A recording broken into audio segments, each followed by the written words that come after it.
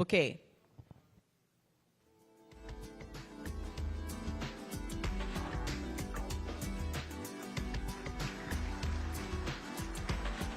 Thank you. I now request ACSR Shri M.K. Das to kindly welcome Honorable Minister Shri Jagdish Vishwakarma ji with a bouquet.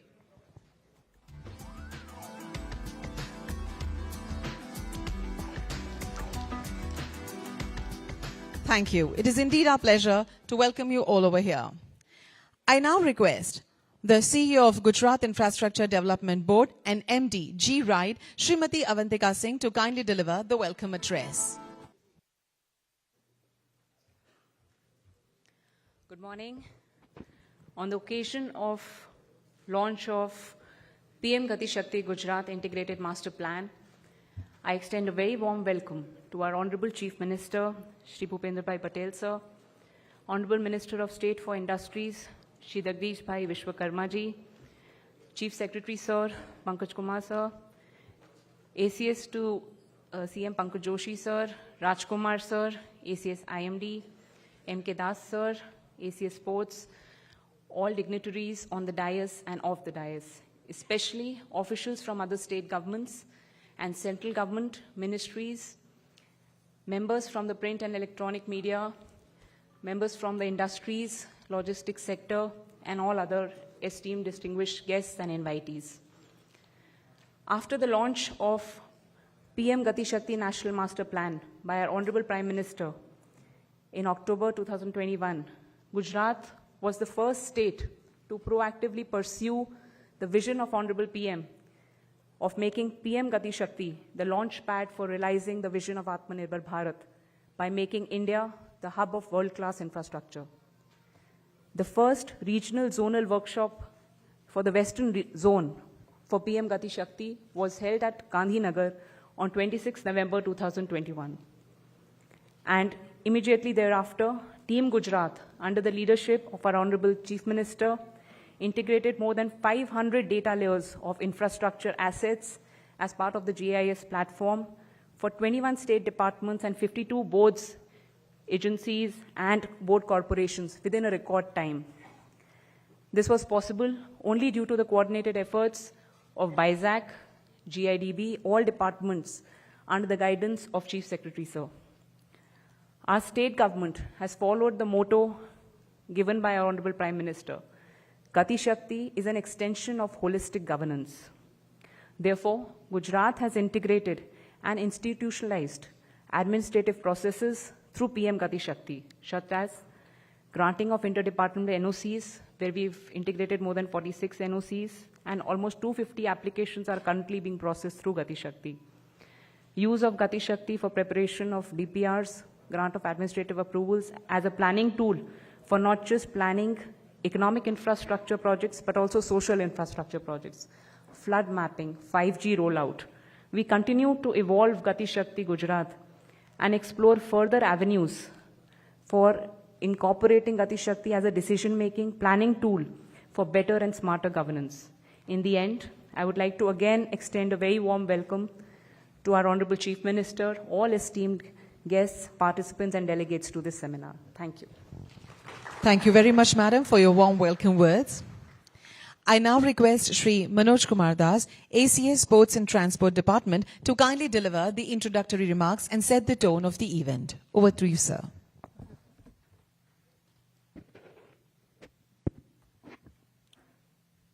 Honorable Chief Minister, sir, Honorable Minister Sri Panchal Sahab, CS, sir, dignitaries on the dais, off the dais, good morning, all of you.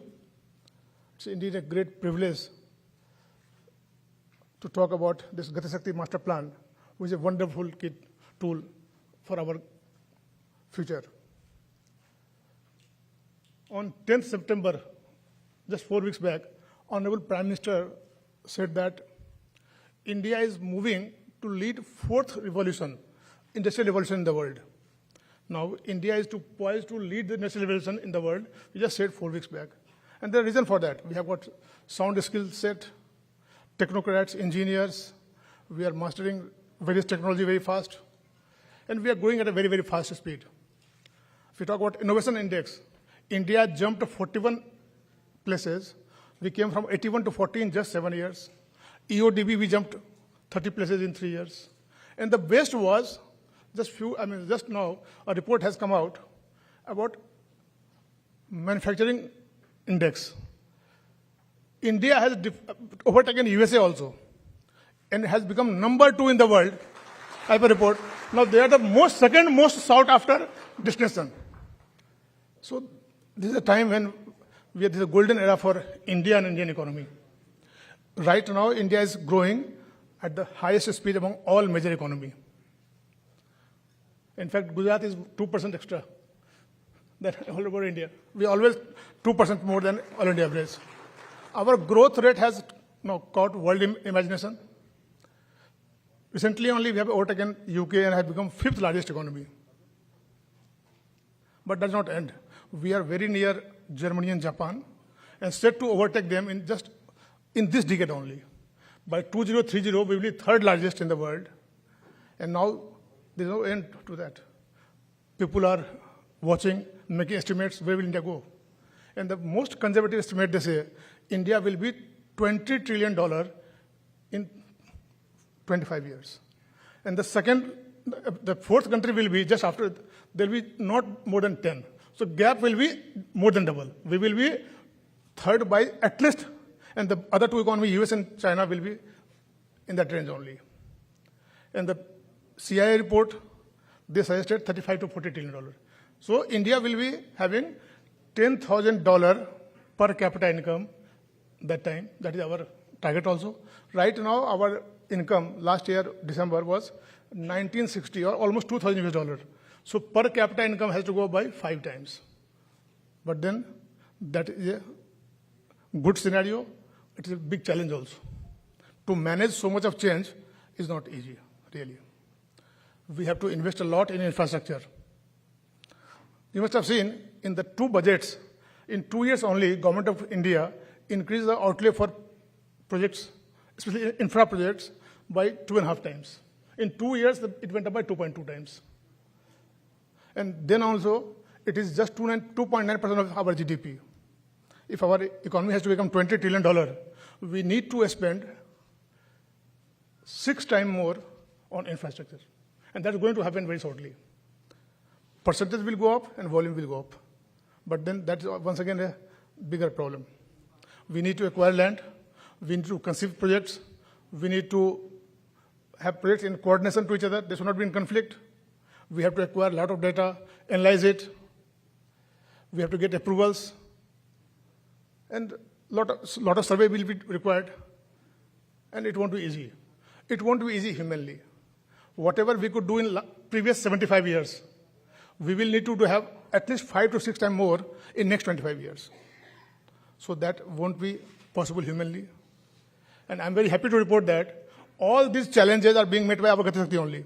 This portal is going to meet all the challenges, whether it is project identification, estimation, survey, DPR, or any other clearances that are required, or even other pre-project activities like land acquisition, etc., will be handled by this project. So this is a wonderful tool, and this is backed by AI also. So this is a tool which will stand our requirements in time to come. So it's very timely. It's a visionary leader of, say, Honorable Prime Minister, that he asked us to have this kind of tool, and BISAC has risen to occasion. Our GIDB and BISAC, they have got together and worked. Recently, Honorable Union Minister, Mr. Piyush Goyal had come. He had come to review our portal. He felt that it is such tool perhaps does not exist anywhere in the world. This kind of integrated tool or this massive tool perhaps is not there in the world, and this will really be helpful in taking India to a next level. I only wish that departments use it properly, because we will need to do capacity building also. Our GIDB has been involved in training people.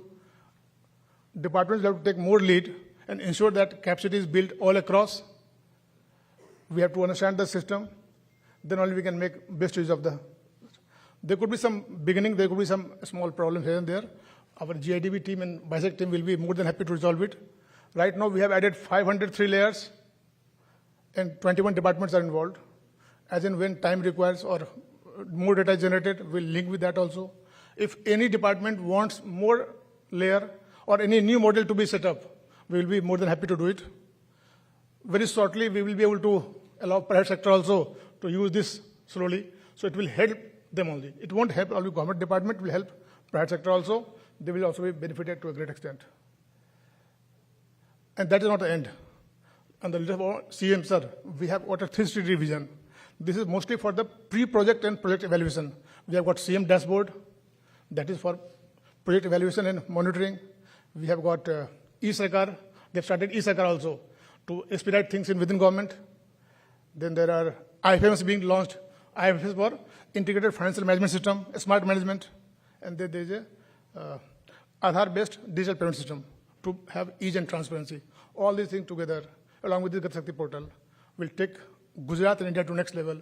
And I'm sure we will have to meet the challenge that is posed by ourselves, that we want to grow very fast. We want to grow very fast, so we are challenging ourselves. And to meet that challenge, this tool will be more than sufficient. Thank you. Thank you very much. Thank you very much, sir, for your insightful address.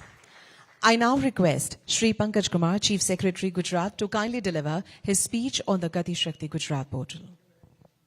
Over to you, sir.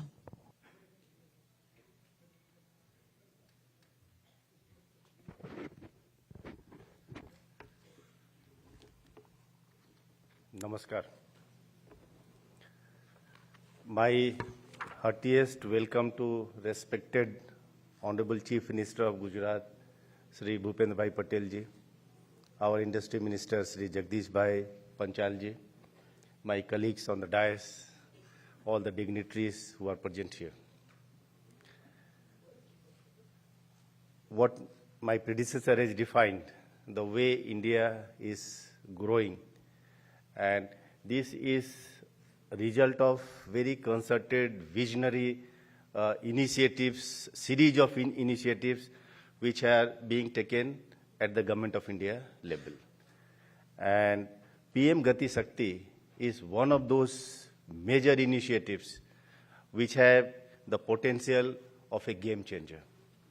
Some of the initiatives, they always revolutionize the way we have been doing things. And PM Gati Shakti has been explained by my predecessors. Many of you may be aware about the PM Gati Shakti. And it was exactly 1 year ago, that was 13th of October of last year, when PM Gati Shakti portal was launched by Honorable Prime Minister. The way we have worked over last 1 year, it has given us a lot of dividends that I would like to share. And the foremost is it has provided an opportunity for business process reengineering, the way government works, the way government processes function. A simple application for a NOC, the way it moves in the traditional system and how it has become revolutionized. So it's not only the digital application, it's not only the bringing all the layers on the PM Gati Shakti, it's not only the digitization of the data, it's not only the accuracy of the data, but the back end also has been tremendously affected in a very positive manner. So in the coming days, especially all these infrastructure projects which deal with logistics mainly, which deals with where there is a huge cost of logistics. And in India, this is one area where traditionally we have been lacking very much. The cost of logistics, cost of transportation, there's a very huge cost in India. So this tool, on one hand, it will help in planning. It's a very powerful tool of planning. That is what we have experienced. It's a very powerful tool for taking decision. It's a very powerful tool for monitoring of the project once that has been put into action. And especially for the officers who are from the other states, a very focused and robust initiative is required to make it a very successful tool. Like the data, the capturing of the data to develop the data layers. Some of these in the urban areas, some of these, say, water supply lines, they have been put 30 years ago, 40 years ago, and you don't have even drawings with the urban authorities. So how to take out all those things, all those data, and then accuracy of data is extremely, extremely important. Because once you put into the PM Gati Shakti portal, then that becomes sacrosanct. Now all the decisions are happening based on the data which have been stored into the system. And then continuous updation, because more and more infrastructure is being rolled out on a daily basis. Say optical fiber is being laid, canal is being constructed, road is being constructed. So there has to be a continuous system of the updation of that data once that is fed. Until unless system is not 100% foolproof, it's not 100% correct, you will not rely upon the PM Gati Shakti for any meaningful decision making. Two parallel systems can't work for an infinite period of time. So that is extremely important. And already in Gujarat, we have started taking decisions. Allotment of land has already started through the PM Gati Shakti. And for the industry facilitation portal that we have now integrated with the PM Gati Shakti, the land acquisition software that we have developed, that has been integrated with the PM Gati Shakti portal, and we are trying to see that more and more. In fact, we are going little bit beyond the scope of the which was originally envisaged for the PM Gati Shakti. We have been able to see its power. It's such a powerful tool that we will go on expanding it, that the whole process of not only the infrastructure planning, but also the ease of doing business, all those things will be getting integrated on the PM Gati Shakti portal. That's why I said that successful implementation of the PM Gati Shakti is going to be the game changer. It will completely change the way the processes, back-end processes had been happening in the past, and all these things have become very much possible because of the continuous inspiration of the Honorable Prime Minister, the leadership which we have got at the state level in the form by the Honorable Chief Minister, and in coming days we will come out more and more productive uses of the PM Gati Shakti. And at this point of time, I must appreciate the effort which has been put by the GIDB, by the BISAC, the type of coordination we had with the BISAC, and all those things have resulted into a stage where we have been able to launch this portal. So I wish success to the whole endeavor, and I expect all the participants that at the end of the day, when you will go back, you will be going back with a rich person as far as infrastructure projects implementation and planning is concerned. Thank you. Thank you very much, sir, for your enthusiastic words. In order to make decision-making of various departments simpler, faster and more transparent, our visionary Honorable Prime Minister, Shri Narendra Modi ji, had declared various policies. In this context, GIDB has set up Gati Shakti portal, which will remove the limitations of manual application, processing, monitoring and analysis. I now request Honorable Chief Minister, Sir, Shri Bhupendra Bhai Patel, to kindly launch the Gati Shakti portal.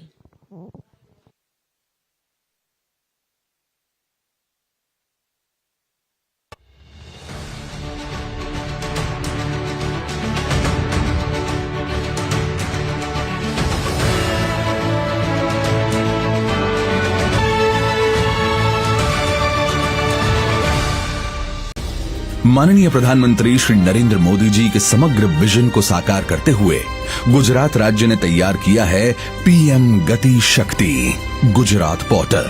इसमें गुजरात सरकार के 21 विभाग और उनके 52 corporations एवं boards के 500 से ज्यादा इंफ्रास्ट्रक्चर डेटा लेयर्स और भारत सरकार के गुजरात डेटा लेयर्स का समन्वय हुआ है। इसके द्वारा 46 एनओसीज का अप्रूवल और आर्टिफिशियल इंटेलिजेंस के माध्यम से प्रोजेक्ट्स के लिए आवश्यक एनओसीज की जानकारी भी ऑनलाइन मिल सकेगी।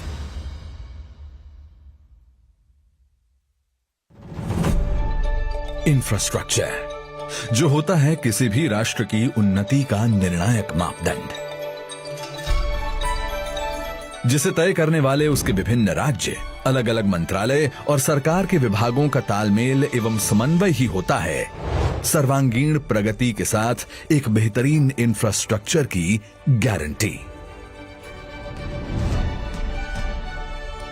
इसी दूरदर्शी और भविष्य द्रष्टा सोच के साथ माननीय प्रधानमंत्री श्री नरेंद्र मोदी जी ने समग्र विकास के लिए देश को दिया है एक अभूतपूर्व पीएम गति शक्ति नेशनल मास्टर प्लान। रोड से लेकर रेलवे तक, एविएशन से लेकर के एग्रीकल्चर तक विभिन्न मंत्रालयों को, विभागों को इससे जोड़ा जा रहा है। नेक्स्ट जनरेशन इंफ्रास्ट्रक्चर और मल्टी मॉडल कनेक्टिविटी को इस नेशनल प्लान से गति शक्ति मिलेगी। माननीय प्रधानमंत्री जी के विजन को साकार करने हेतु गुजरात सरकार द्वारा विकसित किया गया है पीएम गति शक्ति गुजरात का फ्यूचरिस्टिक रोड मैप।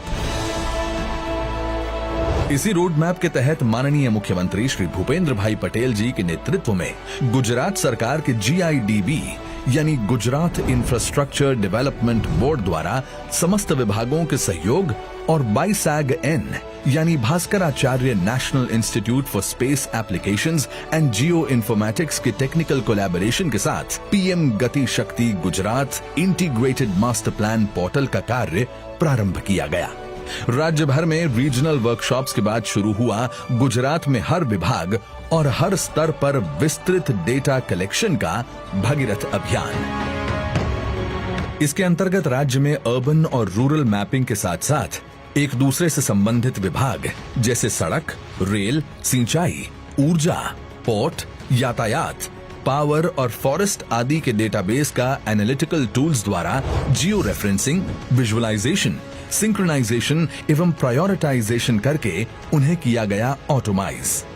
अब तक 500 से भी ज्यादा डेटा लेयर्स अपलोड करके गुजरात गति शक्ति पोर्टल संपूर्ण राज्य में चल रही जनहित की योजनाओं को जल्दी और सक्षम तरीके से संपन्न कराने के लिए विभागों को NOC और भूमि अधिग्रहण जैसी विभिन्न सुविधाएं करा रहा है उपलब्ध, जिससे सरकार के सारे internal departments approval processes offline से ऑनलाइन करके समय और संसाधनों की कर रहे हैं बचत। संपूर्ण गुजरात में प्रस्तावित, जारी या पूर्ण हो चुकी सभी विकास परियोजनाओं के रियल टाइम अपडेट्स और उनसे जुड़ी तमाम महत्वपूर्ण दस्तावेजी प्रक्रियाएं सभी सरकारी विभागों को अब उपलब्ध हो रही हैं मात्र एक ही क्लिक पर। राज्य के सभी विभाग पोर्टल में लगातार देते हैं अपडेट्स, जिनको निरंतर मॉनिटर करती है गति शक्ति गुजरात मॉनिटरिंग कमेटी। गति शक्ति गुजरात द्वारा आर्टिफिशियल इंटेलिजेंस के उपयोग से ओवरऑल डिसीजन मेकिंग क्षमता बढ़ी है और रिसोर्सेज के महत्तम उपयोग के साथ लॉजिस्टिक कॉस्ट कम होने से विकास परियोजनाएं बन रही हैं कॉस्ट एफिशिएंट। उदाहरण के लिए राज्य में त्रुटिहीन संचार व्यवस्था हेतु एरिया वाइज जरूरी मोबाइल टावर्स की संख्या या किसी क्षेत्र में नए वेयर हाउस की जरूरत या फिर राज्य के महत्वाकांक्षी और बहुआयामी कोस्टल कॉरिडोर के निर्माण में आवश्यक कार्यवाहियों जैसी जानकारियां तुरंत मिलने के कारण जनहित की योजनाएं बिना अवरोध के संपन्न होकर स्थापित कर रही हैं टाइम मैनेजमेंट के नए आयाम।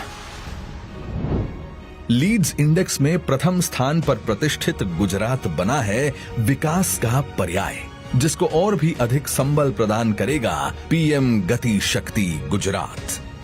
इसी दिशा में आगे बढ़ते हुए केंद्र सरकार की सहायता से गुजरात के मोरबी और बेडी क्षेत्रों में निर्मित हो रहे हैं 2 नए गति शक्ति टर्मिनल्स। माननीय प्रधानमंत्री जी के आत्मनिर्भर भारत के स्वप्न को साकार करने हेतु पीएम गति शक्ति गुजरात प्रेरणारूप साबित होगी। इससे गुजरात के युवाओं को नए रोजगार अवसर मिलेंगे। पीएम गति शक्ति नेशनल मास्टर प्लान को लागू करने में अग्रणी गुजरात युवाओं के लिए नए रोजगार सृजित करने के साथ विकास को दे रहा है अधिकतम शक्ति के साथ तीव्रतम गति। पीएम गति शक्ति गुजरात आधुनिकतम टेक्नोलॉजी के उपयोग से बदल रहा है हमारा आज। भारत के उज्जवल भविष्य के लिए माननीय प्रधानमंत्री श्री नरेंद्र मोदी जी की दूरदर्शी सोच को साकार करते हुए रोल मॉडल बन रहा है गुजरात। प्रगति को मिले पंख और उन्नति को आकाश। पीएम गति शक्ति गुजरात। गुजरात के हर डिपार्टमेंट को और गुजरात की जनता को अनेक शुभेच्छा. On the Gati Shakti portal, 46 NOCs and approvals are developed. We have received more than 250 applications pertaining to these NOCs and approvals. Out of these, we will exchange approval orders and certificates pertaining to 4 applications. आज हम माननीय मुख्यमंत्री की मानक उपस्थिति में NOC certificate exchange करने जा रहे हैं. A lessee has to apply for mining lease application to the state government for onshore area. Approval for petroleum mining lease is given by Directorate of Petroleum to GSPC. I request Shri Manoj Patel, Additional Secretary, Energy and Petrochemicals Department, to give NOC to Shri Sameer Biswal, Director, Exploration, Gujarat State Petroleum Corporation. Congratulations.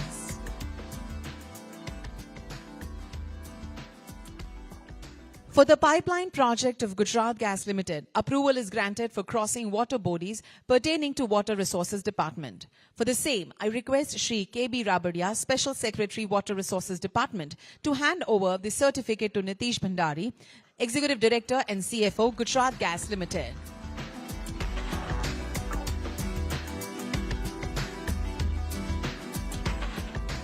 Congratulations.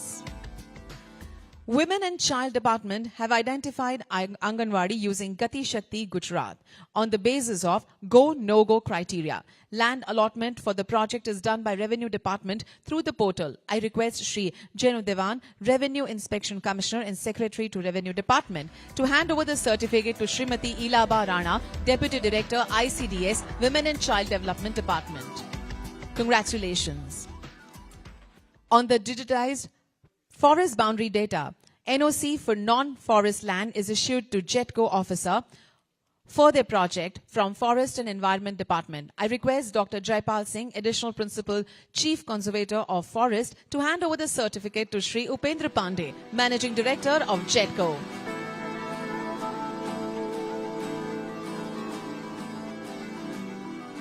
Congratulations and best wishes to all the departments. Thank you.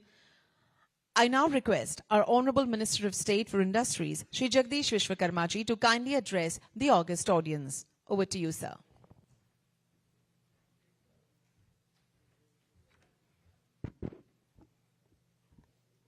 Namaskar.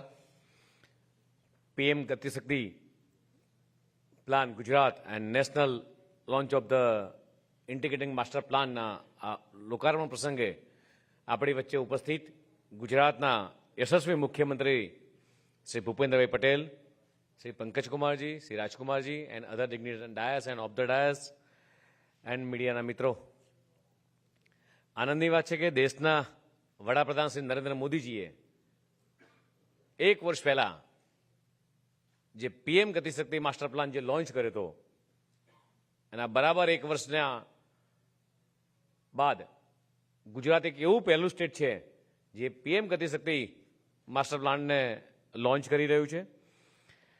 દેશના વડાપ્રધાન શ્રી નરેન્દ્ર મોદીજીના દૂરંદેશી વિઝનના કારણે જ્યારે ગુજરાતના મુખ્યમંત્રી હતા ત્યારે ગુજરાતનો જે લેવલે વિકાસ કર્યો છે, કદાચ બહુ જ ઓછા લોકોને કદાચ એ બાબતનું ધ્યાન પણ હશે કે જ્યારે ગુજરાતના મુખ્યમંત્રી હતા ત્યારે એમનું પોતાનું વિઝન દરેક ડિપાર્ટમેન્ટ વાઇઝ એમની જે રિવ્યુ બેઠક થાય વર્ષના અંતે ચિંતન શિબિરની અંદર પણ એ વિભાગોમાં પડતી મુશ્કેલીઓને ઇન્ટિગ્રેટ કરી અને ગુજરાતના ડેવલપમેન્ટમાં જ્યાં પણ રૂકાવટ આવે છે એ રૂકાવટને સોલ્વ કરવાનો જે એમનો ભગીરથ પ્રયાસ હતો, જે આજે આપણી નજર સમક્ષ છે કે સમગ્ર દેશની અંદર પીએમ ગતિ શક્તિ પ્લાન એમણે આખા દેશમાં લોન્ચ કર્યો અને એના કારણે સમગ્ર દેશના લગભગ 16 જેટલા ડિપાર્ટમેન્ટ, અને હમણાં જેમ કે દાસ અને પંકજ કુમાર જે વિસ્તૃત ચર્ચા કરી કે સેન્ટ્રલના 16 ડિપાર્ટમેન્ટ, રાજ્યના 21 ડિપાર્ટમેન્ટ, 500 જેટલા લેયર્સ,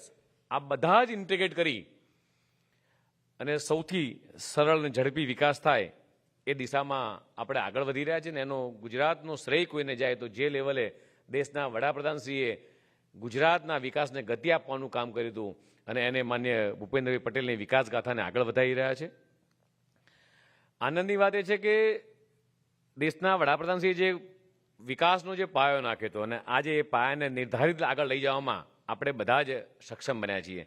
સાથે સાથે એવું ચોક્કસ કહીશ કે ગુજરાત રાજ્યમાં સામાજિક આર્થિક વિકાસ અગ્રેસર રહ્યું છે. ગુજરાતના લોકોનો ઔદ્યોગિક સ્વભાવ જે રહ્યો છે, ગુજરાતના ઉત્પાદનમાં ભારત એ પ્રથમ ક્રમે છે. એટલે 18% જેટલું મેન્યુફેક્ચરિંગ એક માત્ર ગુજરાતમાં થઈ રહ્યું છે, જે લગભગ આખા દેશનું જે એક્સપોર્ટ છે એ એક્સપોર્ટમાં ગુજરાતનો હિસ્સો લગભગ 40% જેટલો છે.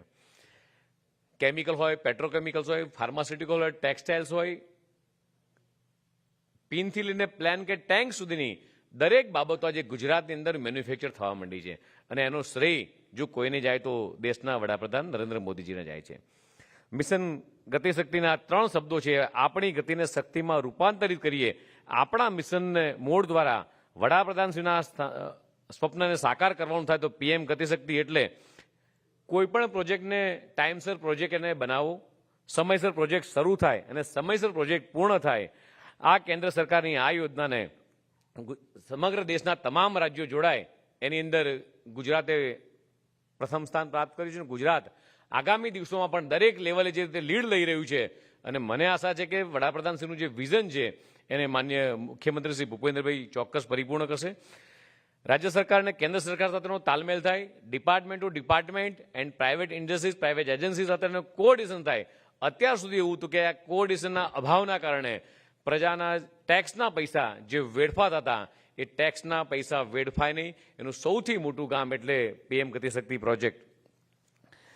કોઈ પણ પ્રોજેક્ટ પૂર્ણ થાય ત્યારબાદ બીજા પ્રોજેક્ટ અથવા બીજા ડિપાર્ટમેન્ટને ખ્યાલ આવે કે મારે આ રોડ કરવાનો છે, મારે આ રોડની અંદર મારે કનેક્ટિવિટીની કામ બાકી છે, મારે ગેસ લાઇનનું કામ બાકી છે. આ બધા જ પ્રકારના જે લેયર્સ છે, લેયર્સને ઘટાડવાનું કામ આ પીએમ ગતિ માસ્ટર પ્લાનમાં થશે. અને પીએમ ગતિ માસ્ટર પ્લાનની અંદર સૌથી અગત્યની બાબત છે કે પ્રજાના ટેક્સના પૈસાનો બચાવ થશે.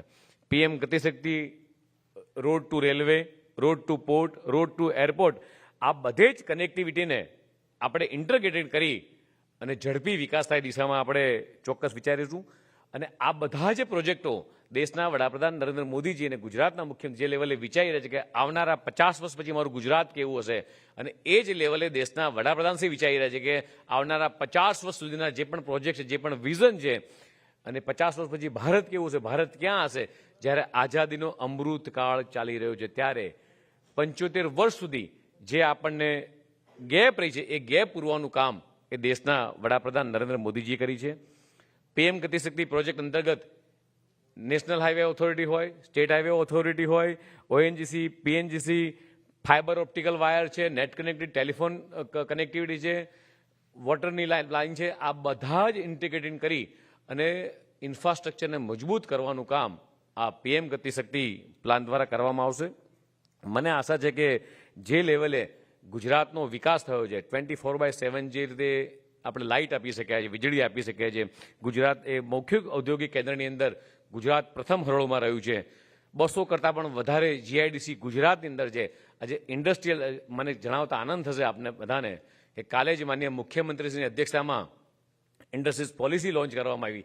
આવનારા દિવસોની અંદર જે રીતે ગુજરાતમાં ઇન્વેસ્ટરો આવવાના, જે રીતે લગભગ 12.5 લાખ કરોડ કરતાં પણ વધારેનું ઇન્વેસ્ટમેન્ટ આવવાનું છે અને 15 લાખ કરતાં વધુ લોકોને જ્યારે રોજગારી મળવાની છે, ત્યારે ગુજરાતનું ઇન્ફ્રાસ્ટ્રક્ચર એ લેવલનું સક્ષમ બને એ દિશામાં માન્ય મુખ્યમંત્રીશ્રી વિચારી રહ્યા છે. ગુજરાતનું જે રોડ ઇન્ફ્રાસ્ટ્રક્ચર નેટવર્ક છે એ 2,20,000 કિલોમીટરનું ગુજરાતનું માત્ર રોડ ઇન્ફ્રાસ્ટ્રક્ચર લેવલ છે. રેલવેની વાત કરું તો લગભગ રેલવે 5600 કિલોમીટર લાંબુ ગુજરાતનો રેલવે નેટવર્ક છે. 19 કરતાં વધારે એરપોર્ટ ગુજરાતની અંદર આવેલા છે. 48 પોર્ટ આવેલા છે.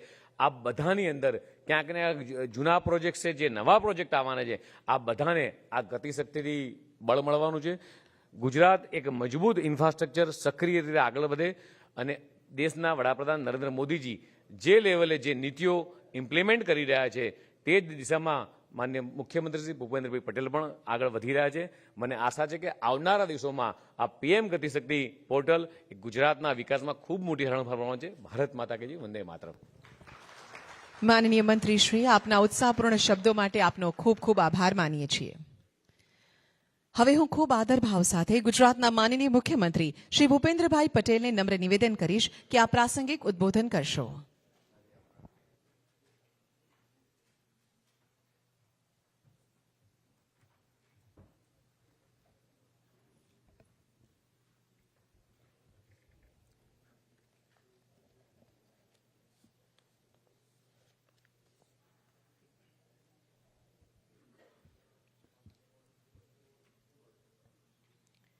21મી સદીના ભારતને વિકસિત રાષ્ટ્ર બનાવવામાં જેની મહત્વપૂર્ણ ભૂમિકા રહી છે તેવા પ્રધાનમંત્રી અને ગતિશક્તિ નેશનલ માસ્ટર પ્લાનના અમલીકરણ અન્વયે આજના આયોજિત કાર્યક્રમમાં મારી સાથે ઉપસ્થિત ઉદ્યોગ સહકાર તથા માર્ગ મકાન મંત્રી શ્રી જગદીશભાઈ વિશ્વકર્મા, हमारा मुख्य सचिव श्री पंकज कुमार, अधिक मुख्य सचिव श्री राजकुमार जी, श्री मनोज कुमार दास, श्री पंकज भाई जोशी, सचिव GIDB श्री अवंतिका सिंह, गुजरात मेरीटाइम बोर्डना CEO Shri RB Barad, CII ना वाइस चेरमेन श्री दर्शन भाई शाह, उपस्थित सौ अधिकारीगण, सौ आमंत्रितो, प्रेस मीडियाना मित्रों, सौने मारा नमस्कार। गुजरात सरकार वती आप सौने हार्दिक शुभेच्छाओं અને આજના કાર્યક્રમમાં હાજર રહેલ પ્રતિષ્ઠિત મહેમાનોને આજે સંબોધન કરવાનું અને એ સંબોધન જ્યારે ગતિશક્તિ ઉપર હોય ત્યારે એ સંબોધન માટે હું આજે ગૌરવની લાગણી અનુભવું છું। સર્વગ્રાહી વિકાસ પ્રત્યે આપણા માનનીય વડાપ્રધાનશ્રીનો અભિગમ જોતા એ વાત નિશંકપણે સાબિત થઈ છે કે કેન્દ્ર સરકાર સાથે રાજ્ય સરકારની મજબૂત ભાગીદારી આ દેશના વિકાસ માટે જરૂરી છે। ગુજરાતે ભારતની વિકાસ ગાથામાં મુખ્ય ભૂમિકા ભજવી છે। પ્રગતિશીલ રાજ્યો પૈકીનું એક રાજ્ય બનીને અમે આર્થિક વિકાસ અને રાષ્ટ્ર નિર્માણમાં અગ્રેસર રહ્યા છીએ। આપણા માનનીય વડાપ્રધાનશ્રીના સશક્ત માર્ગદર્શન અને દિશાદર્શન હેઠળ રાજ્ય કક્ષાએ ગતિશક્તિ પોર્ટલ શરૂ કરનાર ગુજરાત ભારતનું પ્રથમ રાજ્ય છે। મુખ્યમંત્રી તરીકે શ્રી નરેન્દ્રભાઈ મોદીના નેતૃત્વ હેઠળ રાજ્યએ અભૂતપૂર્વ વૃદ્ધિ અને વિકાસ હાંસલ કર્યો છે। માન્ય વડાપ્રધાન શ્રી નરેન્દ્રભાઈ મોદીએ તેમના દૂરંદેશીપૂર્ણ સુધારાઓ સાથે ગુજરાતના સંતુલિત અને પ્રાદેશિક વિકાસને મજબૂત બનાવવામાં મુખ્ય ભૂમિકા ભજવી હતી। આર્થિક સમૃદ્ધિ માટે રાજ્યમાં કનેક્ટિવિટી વધારવા પર ભાર મૂકવામાં આવ્યો અને તે માટે ફોકસ્ડ ટાર્ગેટ એક્શન પ્લાન અમલી બનાવવામાં આવ્યા અને જેના પરિણામે રાજ્ય તેના ઇન્ફ્રાસ્ટ્રક્ચર લેન્ડસ્કેપમાં મોટા પાયે પરિવર્તન જોયું છે। મને જણાવતા ગર્વ થાય છે કે તેમના કાર્યકાળ દરમિયાન ગુજરાતના સામાજિક અને ભૌતિક માળખામાં વ્યાપક પરિવર્તન જોવા મળ્યું। આનાથી એ સુનિશ્ચિત થયું છે કે તમામ નાગરિકોની સહિયારી સમૃદ્ધિ તેમજ ડબલ ડિજિટના ગ્રોથ રેટ સાથે ગુજરાત આગળ વધતું રહ્યું છે। હું તેમના નેતૃત્વ હેઠળ ગુજરાતમાં અમલમાં મૂકવામાં આવેલી કેટલીક દૂરંદેશી પહેલો, સુધારાઓ અને કાર્ય યોજનાઓ અહીં આપની સમક્ષ મૂકવા માગું છું। એક દૂરંદેશી તરીકે હમણાં જે આખા ગુજરાતનું જે ડેવલપમેન્ટ અને જે ગુજરાતનું જે ડેવલપમેન્ટનો મજબૂત પાયો માન્ય નરેન્દ્રભાઈના જ્યારે એ મુખ્યમંત્રી હતા ત્યારથી આ મજબૂત પાયો નખાયો અને એ મજબૂત પાયાના આધારે આજે એમના માર્ગદર્શનમાં ગુજરાત આ વિકાસની યાત્રા આગળ વધારી રહ્યું છે। એમાં પ્રગતિપથ આ કાર્યક્રમની પરિકલ્પના આદિવાસી વિસ્તાર તેમજ દરિયાકાંઠા ઔદ્યોગિક અને ગ્રામીણ વિસ્તારને રાજ્યના મુખ્ય પ્રવાહ વિસ્તારો અને છેવાડાના વિસ્તારો સાથે જોડવા માટે કરવામાં આવી હતી। પ્રગતિપથ યોજનામાં રાજ્યના છેવાડાને જોડતા 9 હાઈસ્પીડ કોરિડોરને પહોળા અને મજબૂત કરવાનો સમાવેશ થાય છે। કુલ રૂપિયા 2488 કરોડ ખર્ચે આ પ્રોજેક્ટમાં કુલ 3710 કિલોમીટર લંબાઈના હાઈવેને બનાવવાનું નક્કી કરવામાં આવ્યું છે। આ પહેલનો હેતુ ગુજરાતના તમામ ખૂણાઓને જોડતા મજબૂત રોડ નેટવર્ક નિર્માણ કરવાનું છે। એવી જ રીતે વિકાસ પથ આ કાર્યક્રમનો નિર્ધારિત ઉદ્દેશ નગરપાલિકાઓ, શહેરી વિસ્તારો, શહેરો અને મોટા શહેરોમાંથી પસાર થતા રાજ્યના માર્ગોનું આધુનિકરણ કરવાનો હતો. તેનું આયોજન એટલા માટે કરવામાં આવ્યું હતું કે શહેરી વિસ્તારમાં પરિવહન સરળ બને, ખાસ કરીને જ્યારે કોઈ વ્યક્તિ બહારના વિસ્તારમાંથી શહેરમાં આવે તો તેને મુસાફરી સરળ બને. કિસાન પથ, ગ્રામ્ય વિસ્તારમાં કનેક્ટિવિટી અને એગ્રી ઇન્ફ્રાસ્ટ્રક્ચર સૌથી મહત્વપૂર્ણ ઘટકો પૈકીનું એક છે. બીજું, ખેડૂતોની આજીવિકા તેમના ઉત્પાદનો સમયસર બજારો સુધી પહોંચે તેના પર નિર્ભર છે. આપણા માન્ય વડાપ્રધાનશ્રીની જમીની અને વાસ્તવિકથી ઊંડી સમજણના લીધે કિસાન પથ યોજના અસ્તિત્વમાં આવી અને તેના દ્વારા રાજ્યના ગ્રામ વિસ્તારના રસ્તાઓના અપગ્રેડેશન અને સુધારણાની દિશામાં કામ શરૂ થયું. તેનાથી ખેડૂતોના જીવનની ગુણવત્તામાં સુધારો થયો અને તેમની ખેત પેદાશો અને દૂધ ઝડપથી બજારમાં પહોંચતા થયા. શું થયું ભાઈ? તકલીફ પડી છે કંઈ? હા, બધા ડિસ્ટર્બ થઈ જાય ને તમારું ઓકે થતા પહેલા તો.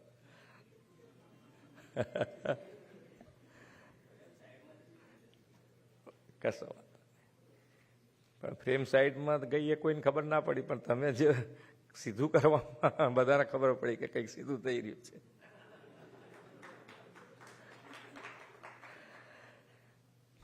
ચાલો, એક એવો ને એવો જ પથ, પ્રવાસી પથ બનાવ્યો એમણે. એક એવી પહેલ હતી જેણે 60થી વધુ પ્રવાસી સ્થળો વચ્ચેની કનેક્ટિવિટીમાં સુધારો કરીને પ્રવાસન ઉદ્યોગને નોંધપાત્ર વેગ આપ્યો હતો. તેનાથી પ્રવાસન સ્થળોની આસપાસ આર્થિક પ્રવૃત્તિમાં વધારો થયો છે અને રૂપિયા 2300 કરોડ કરતાં વધુના કેન્દ્રિત રોકાણો સાથે આ પહેલથી રાજ્યના 24થી વધુ જિલ્લાઓને ફાયદો થયો છે. રેલવે કનેક્ટિવિટી, રેલવે ક્ષેત્ર પણ વિકાસને આગળ ધપાવવામાં ગુજરાત અગ્રેસર રહ્યું છે. પીપીપી મોડલ પર બનેલી ભારતની પ્રથમ રેલવે લાઇનનું ઉદ્ઘાટન ગુજરાતમાં વર્ષ 2015માં કરવામાં આવ્યું હતું. વધુમાં ઔદ્યોગિક પ્રદેશો, બંદરો અને દિલ્હી મુંબઈ ઇન્ડસ્ટ્રીયલ કોરિડોર સાથે રેલવે જોડાણ સુનિશ્ચિત કરવા માટે Gujarat rail infrastructure development limited નામની સમર્પિત કંપનીની રચના કરવામાં આવી હતી. આ પહેલથી રાજ્યની વૈશ્વિક નિકાસ સ્પર્ધાત્મકમાં ઘણો વધારો થયો છે. ગેસ ગ્રીડ, ગેસ આધારિત અર્થતંત્રનો વિકાસ કરવામાં પણ ગુજરાત અગ્રેસર રહ્યું છે. માન્ય વડાપ્રધાનશ્રીના માર્ગદર્શન અને સમર્થન હેઠળ ગુજરાતે ઓપન એક્સેસ કોરમ કેરિયરના ધોરણે એક સંકલિત રાજ્યવ્યાપી ગેસ ગ્રીડ વિકસાવી છે.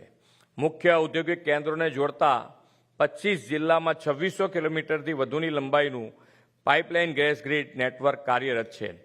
એની સાથે વોટર ગ્રીડ, સિંચાઈ માટે પાણીના વિસ્તરણ માટે 75,000 કિલોમીટરનું રાજ્યવ્યાપી વોટર ગ્રીડ નેટવર્ક અને 14,000થી પણ વધુ ગામડાઓ અને 154 નગરોને પાણી પહોંચાડવા માટે રાજ્યવ્યાપી પીવાના પાણીની ગ્રીડની સ્થાપના કરતો એક મિશન મોડ પ્રોજેક્ટ છે. ભૂતકાળમાં 75% વસ્તી ભૂગર્ભ જળ પર નિર્ભર હતી. હવે રાજ્યની 75% વસ્તી સરફેસ વોટર એટલે કે જમીન ઉપરની સપાટીના પાણીમાંથી પુરવઠો મેળવે છે. પોર્ટ કનેક્ટિવિટી, એક પારદર્શક અને ભવિષ્યવાદી પ્રથમ પોર્ટ પોલિસી જે પોર્ટ ક્ષેત્રમાં ખાનગી ક્ષેત્રની ભાગીદારીને પ્રોત્સાહિત કરે છે. ભારતનું પ્રથમ ખાનગી બંદર એટલે ગુજરાતનું પીપાવા તેમના નેતૃત્વ હેઠળ બનાવવામાં આવ્યું હતું. વધુમાં રાજ્યમાં 4 ગ્રીનફિલ્ડ પોર્ટ લોકેશનો સ્થાપિત કરવામાં આવ્યા છે. વીજ પુરવઠો, 2001માં ગુજરાતમાં વીજળીની ક્ષેત્રની હાલત કફોડી હતી. જોકે તત્કાલીન મુખ્યમંત્રી તરીકે આપણા વડાપ્રધાનના નેતૃત્વ હેઠળ રાજ્યએ વીજળીના ઉત્પાદન, ટ્રાન્સમિશન અને વિસ્તરણમાં વ્યાપક સુધારા કર્યો અને 2009માં પાવર સરપ્લસ સ્ટેટનો દરજ્જો પ્રાપ્ત કર્યો. આજે ગુજરાતમાં 24/7 અવિરત ગુણવત્તાયુક્ત વીજળી પુરવઠો ઉપલબ્ધ છે. ભારત નેટ પ્રોજેક્ટના અમલીકરણમાં ગુજરાત મોખરાનું સ્થાન રહ્યું છે તે જણાવતા મને અપાર આનંદ થાય છે. માન્ય વડાપ્રધાનશ્રીના વિઝનરી માર્ગદર્શન હેઠળ ગુજરાતે ડિજિટલ સેવા સેતુ પ્લેટફોર્મ અને ગેસવાન જેવા વિવિધ ડિજિટલ સુધારાઓ અને પ્રોજેક્ટ સફળતાપૂર્વક અમલમાં મૂક્યા છે. રાજ્યની વૃદ્ધિની આગામી લહેર મેગા ઔદ્યોગિક ઇન્ફ્રાસ્ટ્રક્ચર પ્રોજેક્ટ જેવા કે 12 લેન દિલ્હી મુંબઈ એક્સપ્રેસવે, ગુજરાતના મુખ્ય શહેરોને જોડતા રેલ કોરિડોર અને Mumbai Ahmedabad high speed rail project દ્વારા ચલાવવામાં આવશે. આ પ્રોજેક્ટ અમુક શહેરો વચ્ચેનો પ્રવાસનો સમય અડધા કરતાં પણ ઘટાડી દેશે. ગુજરાતમાં મેક્રો લેવલ અનેકવિધ કાર્યક્રમની કલ્પના, કાર્યવાહી અને અમલીકરણ તેમજ માઇક્રો લેવલ વિવિધ મુદ્દાઓની મજબૂત સમજણ સાથે આપણા વડાપ્રધાન શ્રી નરેન્દ્રભાઈ મોદી પીએમ ગતિ શક્તિ પ્રોજેક્ટ લાવ્યા છે. આ રાષ્ટ્રીય પહેલ અપાર અનુભવ અને જમીન વાસ્તવિકતાના જ્ઞાન સાથે જન્મેલી છે. મને સંપૂર્ણ વિશ્વાસ છે કે ગુજરાતની જેમ આપણે દેશ પણ આવનાર સમયમાં ધરખમ પરિવર્તનનો સાક્ષી બનશે. ગુજરાતમાં મુખ્યમંત્રી તરીકે શ્રી નરેન્દ્રભાઈ મોદીના કાર્યકાળ દરમિયાન અમલમાં મૂકવામાં આવેલી લક્ષિત અને વિચારશીલ પહેલોના લીધે રાજ્ય અર્થતંત્રને વેગ મળ્યો. તમામ ક્ષેત્રમાં આર્થિક પ્રવૃત્તિમાં વધારો થયો અને રોજગારીનું સર્જન થયું. ગુજરાતે છેલ્લા એક દાયકામાં સતત 10%થી વધુ વાર્ષિક જીડીપી વૃદ્ધિ દર નોંધાવ્યો છે, જે ભારતના જીડીપીમાં 8.28%થી વધુ ફાળો આપે છે. ગુજરાત રાજ્ય સરકારે ease of doing business reforms, digital governance પોલિસીની પહેલ અને રોજગારના ક્ષેત્રમાં પણ નોંધપાત્ર પહેલ કરી છે, જેના કારણે ગુજરાત દેશમાં અગ્રણી રાજ્ય બન્યું છે. અમે Gujarat integrated logistic park policy 2021 શરૂ કરનાર પ્રથમ રાજ્ય છીએ. રાજ્યમાં લોજિસ્ટિક ઇકોસિસ્ટમને સરળ બનાવવા ઉદ્દેશથી આ પોલિસી તમામ મોટા આર્થિક ક્ષેત્રોને લાભ આપશે, જેના પરિણામે મોટા પાયે રોજગારીનું સર્જન થશે. આજે આ પ્રસંગે પીએમ ગતિશક્તિ રાષ્ટ્રીય માસ્ટર પ્લાન લાવવા માટે માન્ય વડાપ્રધાન શ્રી નરેન્દ્રભાઈ મોદીનો આભાર માનું છું અને ભારતના ઇન્ફ્રાસ્ટ્રક્ચર લેન્ડસ્કેપને મજબૂત બનાવવામાં આ એક મહત્વપૂર્ણ યોગદાન હશે. આ પ્લાનથી માત્ર ઇઝ ઓફ ડુઇંગ બિઝનેસ જ નહીં, પરંતુ નાગરિકો માટે ઇઝ ઓફ લિવિંગ પણ સુનિશ્ચિત થશે. ગુજરાત તેની સાનુકૂળ ઔદ્યોગિક ઇકોસિસ્ટમ, વિશાળ સંભવિત બજાર, રાજકીય સ્થિરતા અને ભરોસાપાત્ર શાસન સાથે વૈશ્વિક વેપાર માટે વિપુલ તકો પ્રદાન કરે છે. અમારા રાજ્યમાં ઉપલબ્ધ તકોનું અન્વેષણ કરવા અને ગુજરાત અને ભારતની વૃદ્ધિમાં ભાગીદાર બની આપણે સૌ સાથે મળી ગુજરાત હજુ વધુને વધુ તેજ ગતિથી આગળ વધે એના પ્રયત્ન કરીએ. એ જ અભ્યર્થના. ભારત માતા કી જય. વંદે માતરમ. જય જય ગરવી Gujarat.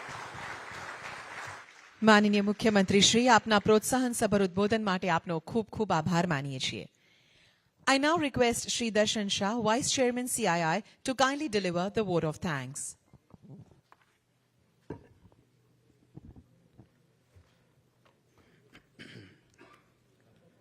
Shri Bhupendrabhai Patel, Honorable Chief Minister of Gujarat, Shri Jagdishbhai Panchal, Honorable Minister of State, Industries, Shri Pankaj Kumar, Shri Manoj Kumar Das, Shri Raj Kumar, Srimati Avantika Singh, Shri Pankaj Joshi, and Shri R.B. Barad, esteemed dignitaries of the dais, industry members, members from the media, ladies and gentlemen. It is my pleasure to share key takeaways on this AZADI at 75 PM Gati Shakti Gujarat Integrated Master Plan National Launch Event. I'm sure all of you would agree that we had a very impactful inaugural session and look forward to subsequent interactive sessions on Gati Shakti and logistics. PM Gati Shakti will give a new dimension to the progress of advanced infrastructure through seamless preparation, execution, and supervision, besides reducing time and cost overflows of infrastructure projects. The PM Gati Shakti National Master Plan was announced last year with an aim to break departmental silos and bring in more universal and integrated planning and execution of projects with a view to address the issues of multimodal and last-mile connectivity.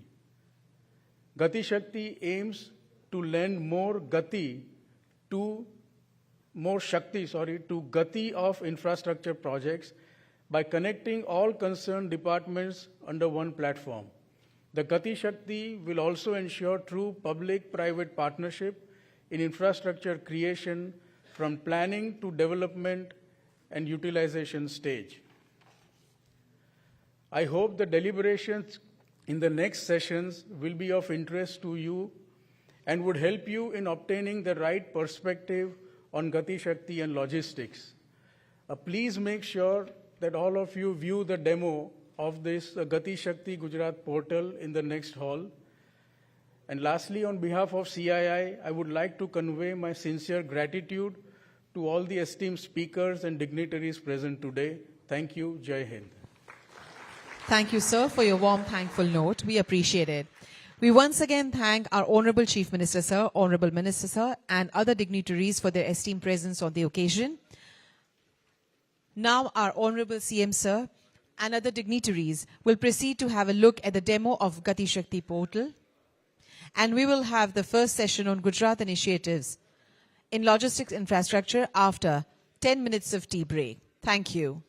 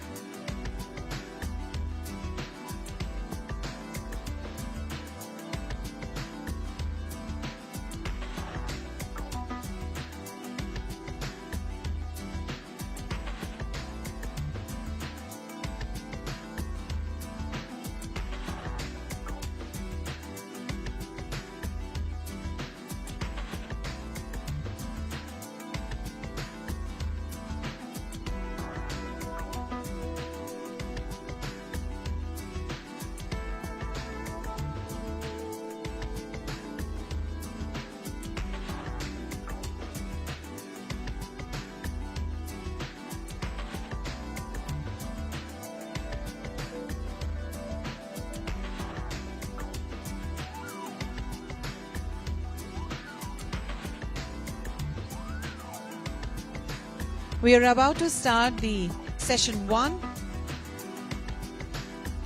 which is on Gujarat initiatives in logistics infrastructure. I request the august crowd, which is standing outside and having a word with each other, to kindly come in the hall, take up the seats, please, so that we can start with a session and gather more and more information from the speakers. Thank you.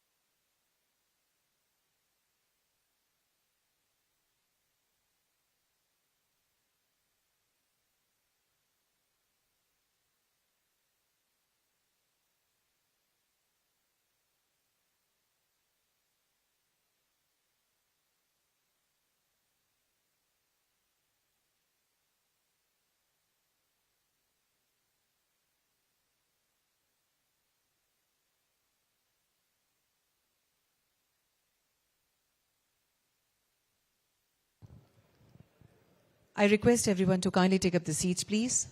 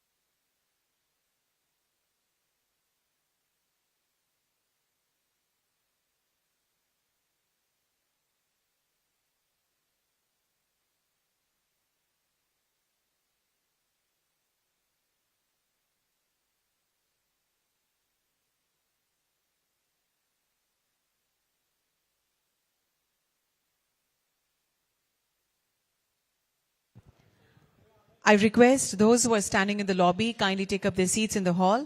We shall commence this program in a short while from now.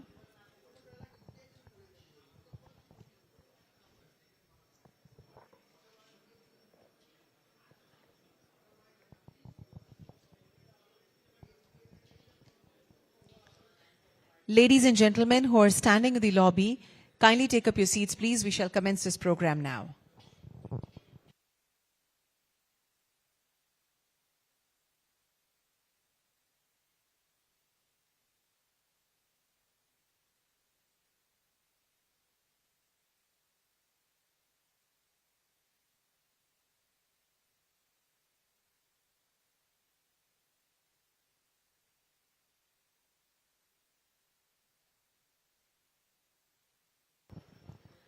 Those who are standing in the lobby, I request you to kindly take up your seats, please.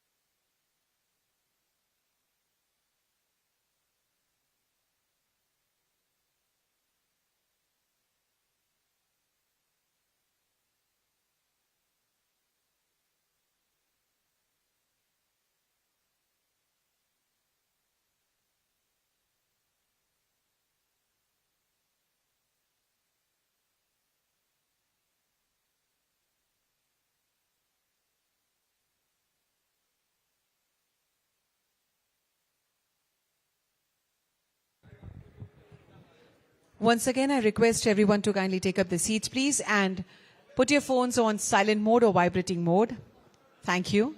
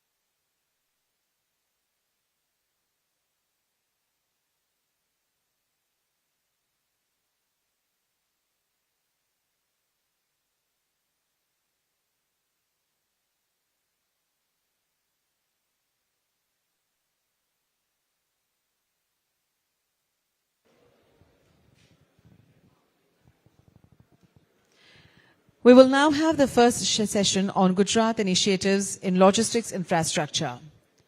We welcome you all after the small tea break, and we welcome on dais Shri M. K. Das, Additional Chief Secretary, Ports and Transport Department, Shri Harit Shukla, Managing Director, Dholera Industrial City Development Limited, Shri Santosh Kumar, Director, Project and Planning, G-Ride, and Shri Sandeep Vasawa, Secretary, Roads and Buildings Department, Government of Gujarat.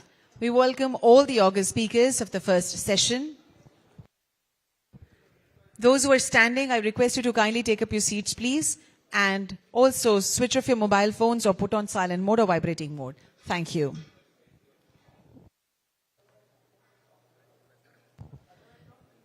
To start the session 1 on the Gujarat initiatives on logistics infrastructure, would like to request Shri M. K. Das, Additional Chief Secretary, Ports and Transport Department, to chair the session and take up his speech, please. Over to you, sir.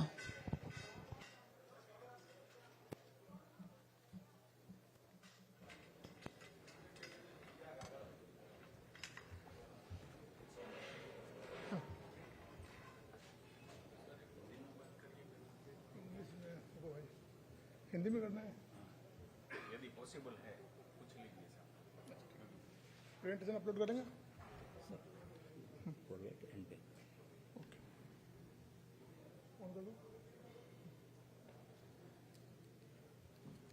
Please put up the presentation, please. Yeah. Good morning, friends, and greetings from Government of Gujarat. I would like to highlight key initiatives, upcoming large projects, and our special efforts in the GATI SHAKTI sector.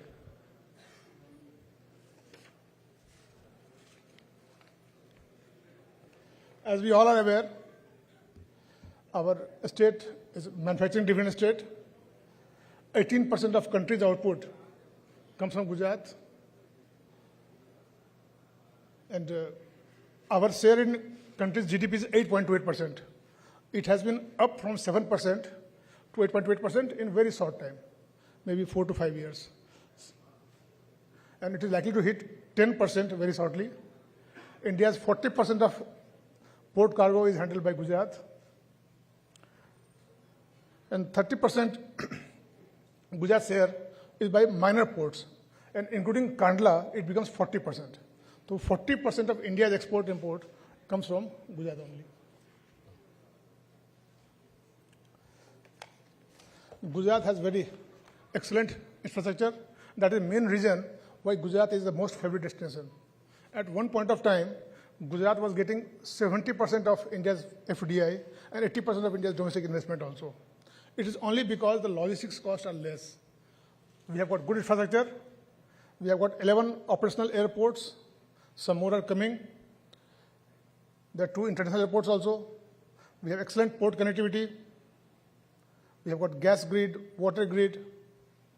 And national highway also, we have got fair share of 4-lane and higher width roads. And they are highly congested in say that good traffic road, well-utilized roads. A 6-lane road is coming between Dholera and Ahmedabad. Mumbai Express Highway, Mumbai to Delhi, which passes through Surat and Baroda, is also coming up very shortly. So we are adding up number of activities. Then you can see there are a number of wonderful things happening in Gujarat. One, of course, Dholera city, Mr. Harit Shukla, he will talk about Dholera and how important it has been, or it will be in fact. Like Hazira became a game changer for India, Dholera is said to be game changer for entire world, I will tell you. The kind of potential that there is in Dholera, many will not know. Dholera is going to be bigger than Singapore. In terms of area, it is bigger than Singapore. And kind of investment opportunity it has. He's there. We have worked together in Dholera. A number of board meetings we had, and we have taken a number of decisions. So Dholera is now, a lot of demand has already come in Dholera. And with Bhavnagar port coming up and getting expanded, other day Honorable Prime Minister had laid the foundation stone. It will complement each other. Then there is a gift city where we are sitting in. It is a wonderful addition. It is the only place in the country where this kind of facility is available. Then the dream city is coming up. And this dream city, many may not be aware, it is in Surat. It is basically for diamond bourse. It is going to be the world's biggest office complex. It is in fact bigger than Pentagon also. It's all fully sold out, and it's going to inaugurate very shortly. Then Mandal Bechraji. This is also a SIR, where a lot of growth is taking place, and a lot of work is being done. Town planning has already been done, plus all the infrastructure being provided. Then we have got a number of greenfield port projects coming up. DMIC, Gujarat is major beneficiary of DMIC. Then we have got high-speed rail. Gujarat was already land acquisition was over long time back, and work is going at a very fast speed now. So this also is going to be one big change factor. And unconventional power. Gujarat is going to be the capital of unconventional power, with 30 gigawatt power park coming only in Kutch, then 5,000 coming in Dholera, plus many more other areas also.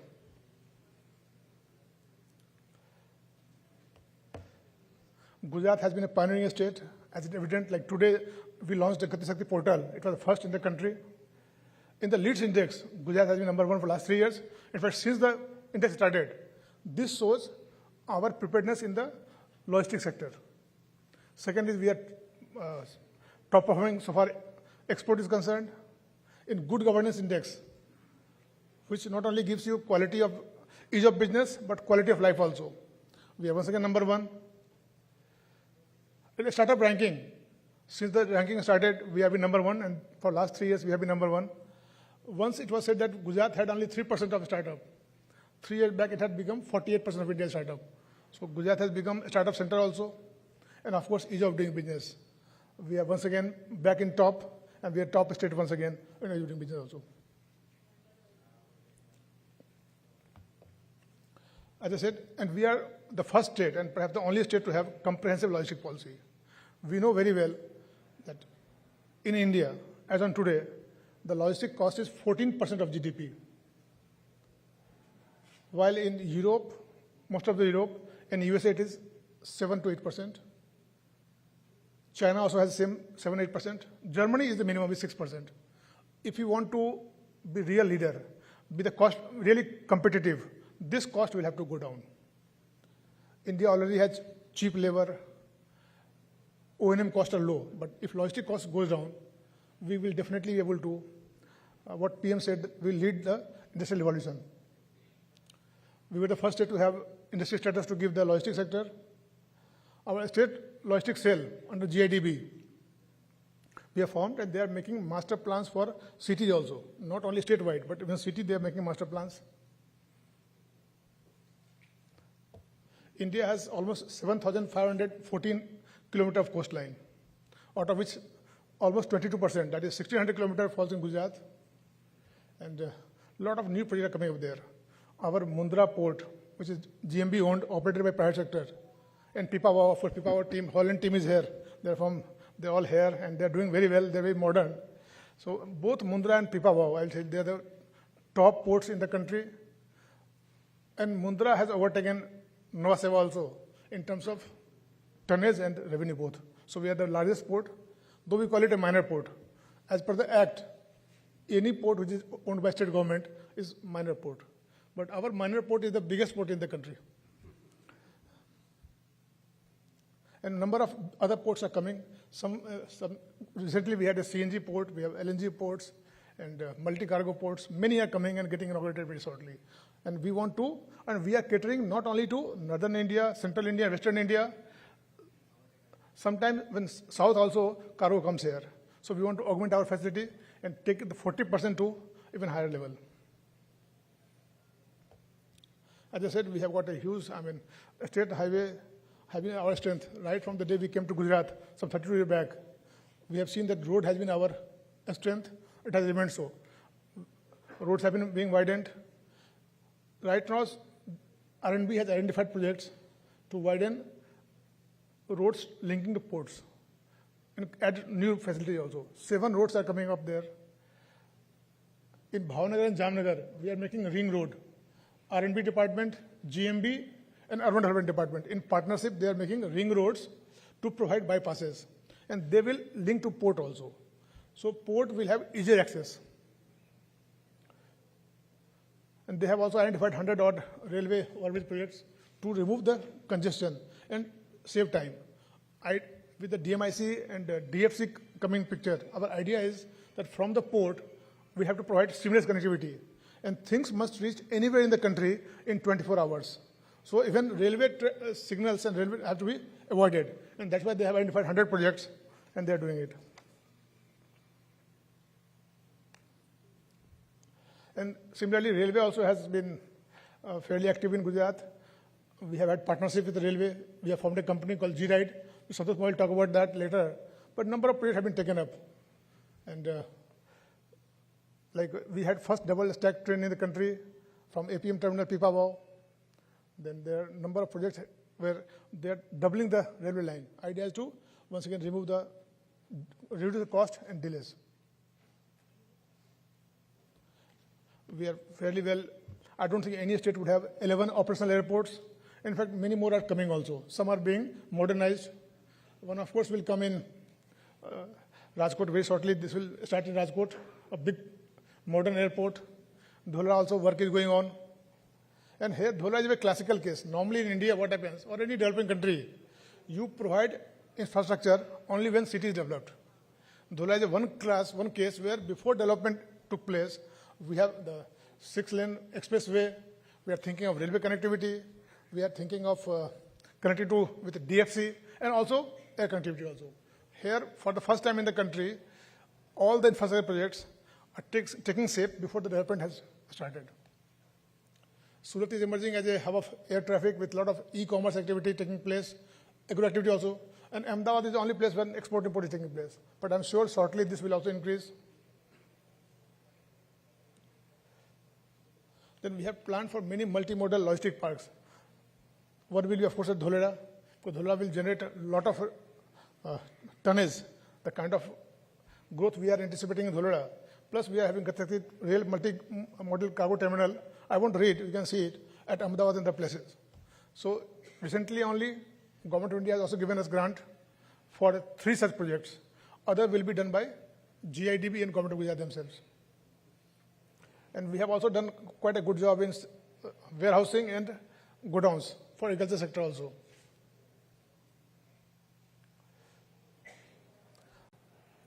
So far as the Gati Shakti portal is concerned, we have integrated 503 data layers, and this was done in 26 days only.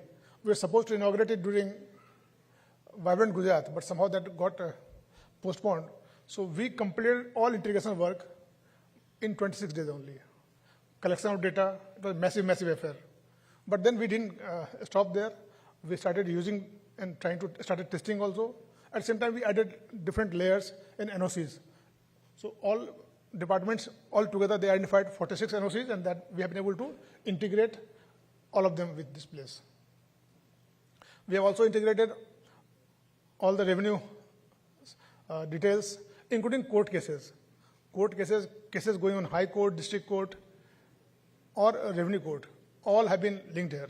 So anybody who wants land, he will know all the details about the connectivity, resources, how far is the airport or road, plus whether any court case is going or not, whether the land is clear or not. Everything will be available.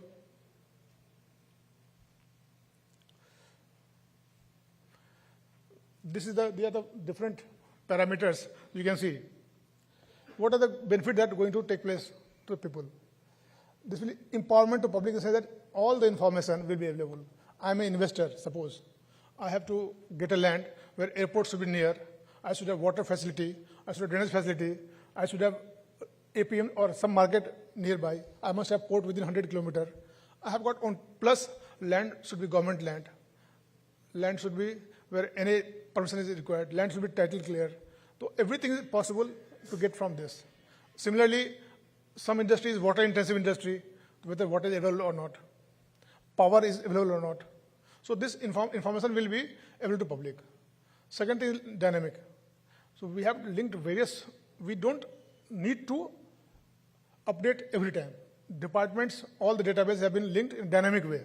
So any updation taking place there will be done here automatically. Some data are fetched from satellites. Wherever we can get data from satellites, that is also being used. And all have been integrated together. So a lot of data will be, bilkul, what I can say, it is absolutely real time. Some data, of course, will have to be fed by department in their website. It will fetch data. So the one big challenge is how to keep data really available. There is an online approval process. This is very important. When I make a road, suppose, I will show an example. I need to cross rivers. There are a number of pipelines going inside. I need to cross them. I need to get CRZ clearance. I need to get clearance from Forest Department or so ever. So this model will tell you where and from whom you take permission. I will show you an example there. You can get the permission there, and this software will also automatically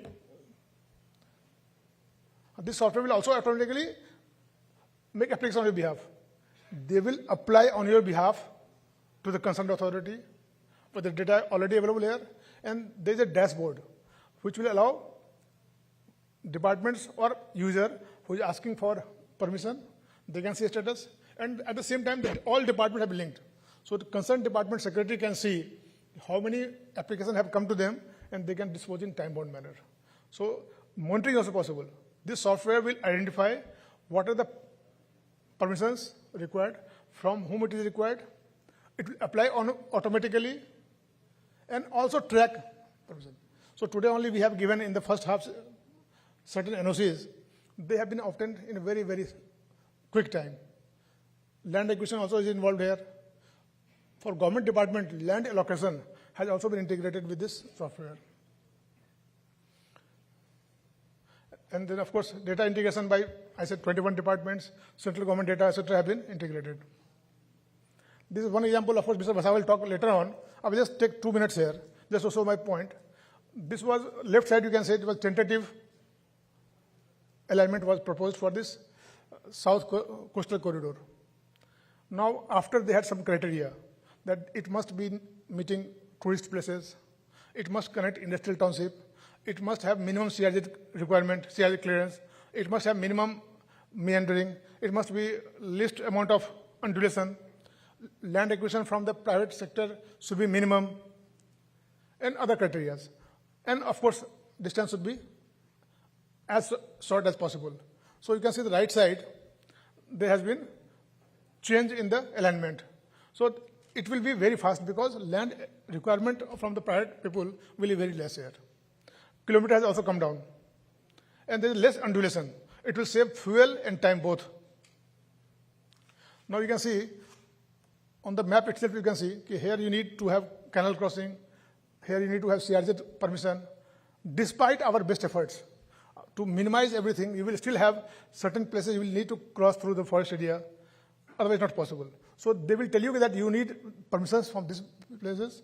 It will automatically apply. All the authorities have been earmarked and linked from this. So this software will automatically apply to authority, and then there will be time-bound approval will be there. So delays won't take place. Like we have seen 2 more examples like warehouses. We have a number of warehouses. Government wants to create more warehouse there. There is a budgetary provision. Normally what will happen? Department will write to the collector, he will write to the Prant, to Taluka, then to Talati, and then things will go on, and somebody will propose some land. First they will not respond. If they respond, it won't be proper information. Then department may not like it. It will have a lot of time will be spent in getting it. Here we provide criteria. I want government land, number one. I want land which is only within 2 kilometers from the national highway. I want land which is this much safe. This is the land where there should be some market or whatever. So this will identify land automatically within 5 minutes and tell you, yes, you can land it here. Then of course department may like, and they can get 3D picture also. Not only they see, they can get 3D picture, and the complete picture is also available here. They can select, and in fact it has been done already in warehouses. Similarly in Jamnagar, they have shown how they could select the place in no time. And as I said, when country needs to invest more and more in infrastructure, we need to take quick decision. And slowly we'll open it for the private sector also. Like you can see, then after they select a plot, they can go to the, click the plot and get all the details.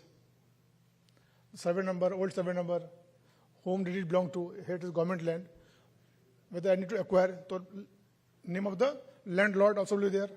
And it will also generate notice to him. If you want to proceed, it will generate notice for land acquisition to the concerned person. कि 30 दिन में जमीन दे दीजिए आप. And this will be price. And then next and Mr. Swaroop has been handling it, and he has been very successful. Because right now, already we are finding in Gujarat, land acquisition cases have gone up. Recently, Prime Minister's advisor had come here, advisor Prime Minister, we saw, we need land for metro, for bullet trains, highways, and number of projects going on. And that is when we are spending 2.9% of GDP, and our GDP is small. It is 3.17 trillion US dollar. When we spend 8-9%, and our GDP becomes 20 trillion, it will be a huge, huge affair. So it won't be possible humanly to track all the things. And of course, land will be the most basic and fundamental thing here. So this is very important. Like recently, we had an issue. In certain travel areas, we had some difficulty in getting connectivity. Some villages, voice was not available. Some places, data was not getting. And somewhere, both problem was there. The government of India has a saturation scheme. They want to have every connectivity everywhere. Now, so they could here, this software will tell you where the tower has to be located. It will see where is the power source, what is the height. If you want higher height, you will need less towers, but it will have bigger coverage. So it will automatically find out, and then they saw that these two are the location where you can have tower. Next, this will see the same, how it is going to cover and give you coverage. So we can minimize. When they tried manually and we tried through software, the number of towers went down drastically. So it will save the cost, it will improve the quality, no gap will be left, and you will get the services at a cheaper cost and cheaper. And they could locate everything on the government land only. So the time is saved so much. This project can start immediately. So this is basically, there are 4 E's. It will have you, in fact 5 E's. Ease of project monitoring, real-time tracking is possible, then optimum planning is possible. I said optimum planning. We cannot spend too much of money or we cannot use too much of resource.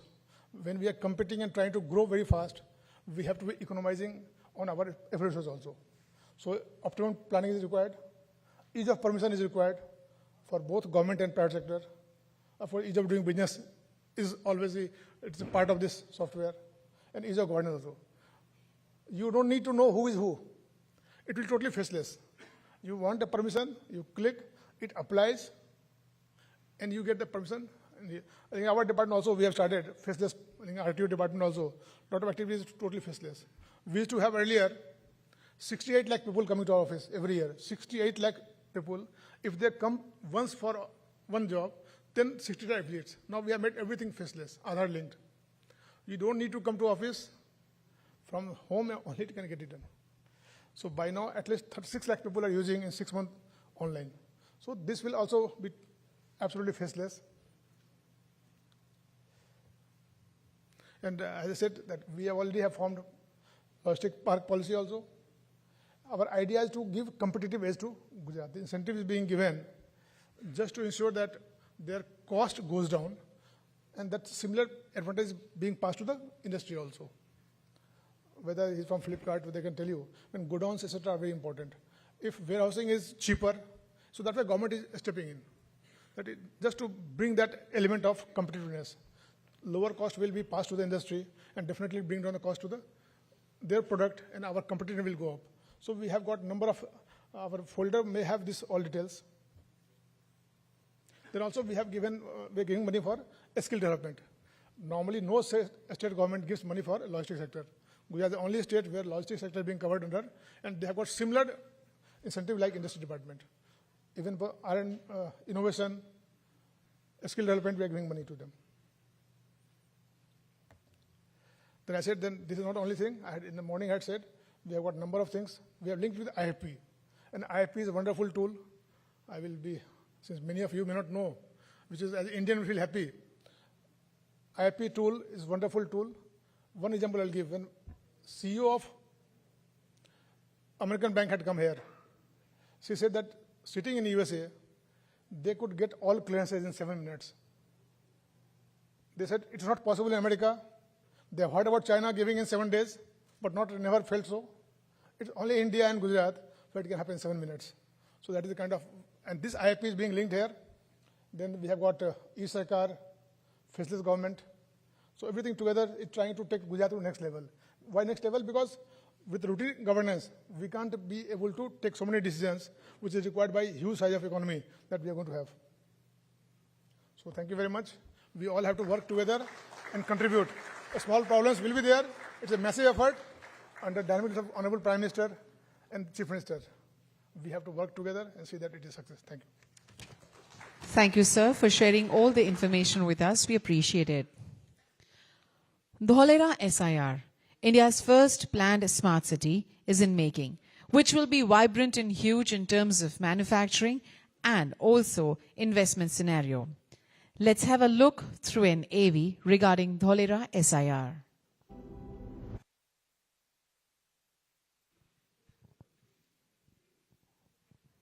Are thriving ahead of the curve. The need arises to plan a city of the future, where planning meets opportunity, where happiness index is a benchmark for growth. Dholera, India's own global smart city. What began as a vision is now transforming into a reality. The bold imagination of creating a greenfield industrial city in India has now come alive.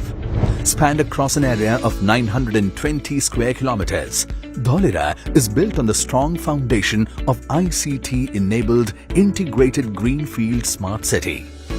Dholera has a self-sustaining ecosystem of international standards consisting of functional green spaces, residential living, industrial zone, social amenities, physical infrastructure and tourism-centric spots.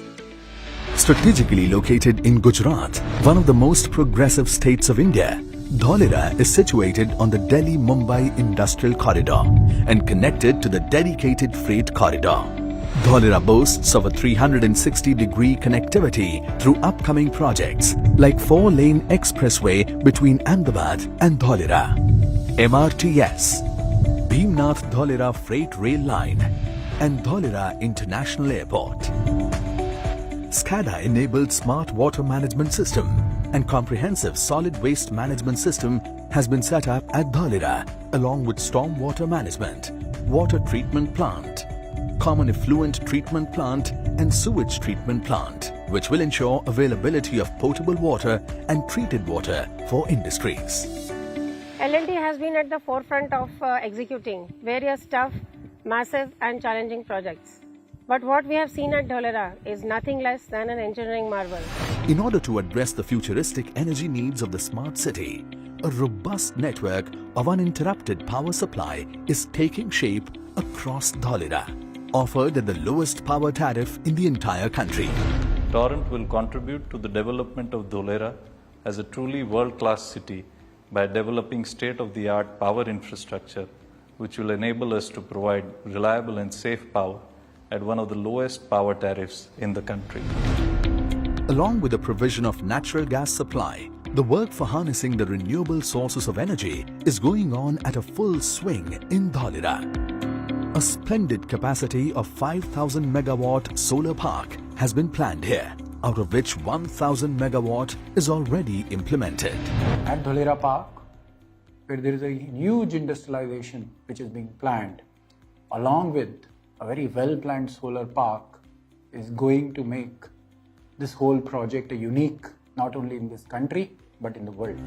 Dholera's focus on establishing its identity as one of the most livable cities in India is reflected in its unique people-centric spaces like canal front, dedicated areas for social infrastructure and sustainable urban transportation. Taking a lead in the same direction, the government of Gujarat has ensured ease of doing business through fast-track governance, single window approvals and time-bound clearances for entire Dholera SIR. Furthering Gujarat's identity of a policy-driven state, the Gujarat Industrial Policy 2020 offers significant incentives including up to 12% return of fixed capital investment to industries in the thrust sectors and various subsidies to MSMEs and service sectors. The recently announced Gujarat Solar Power Policy 2021 also aims to reduce the power costs of industrial units by around 50% by removing the capacity ceiling for setting up a solar project in the state. The infrastructural work is nearing completion in the activation area at Dholera.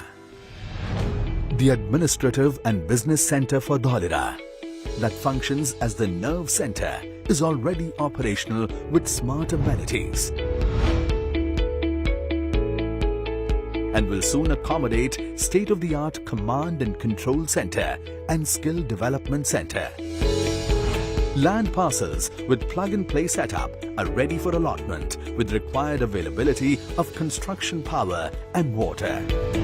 With this readiness of creating opportunities for New India, Dholera will soon be a home to a variety of dynamic industries, from sectors like heavy engineering, automobile and auto ancillary, defense and aerospace, electronics, pharmaceuticals and biotechnology, agro and food processing, and information technology services.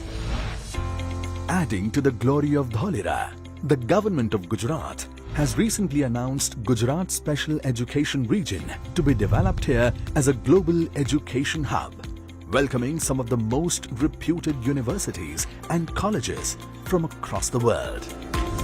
With a massive magnitude of developmental work taking shape each day, Dholera is turning into a reality and is now ready to welcome you and your aspirations. Live, work and flourish in Dholera. Dholera, India's own global smart city. I now request Shri Harit Shukla, Managing Director, Dholera Industrial City Development Limited, to kindly throw more light on Dholera SIR. Over to you, sir. Respected Manoj Das Sahab, Sandeep Vasawa ji, Santosh ji, ladies and gentlemen, good morning. In this small AV that we just presented, many of the aspects related to Dholera have already been covered. Before starting my presentation, I first of all take this opportunity to congratulate Manoj Das Sahab. Manoj Das Sahab and his team, GIDB, for coming up with this platform of Gati Shakti, and Gujarat being one of the first state to launch this Gati Shakti portal. In one portal, having data of more than 500 layers in such a short time is a very, very big achievement. And I'm sure that this will act as a very important decision support system for all the departments in government. As far as Dholera is concerned, we see ourselves as one of the living embodiment of the Gati Shakti concept.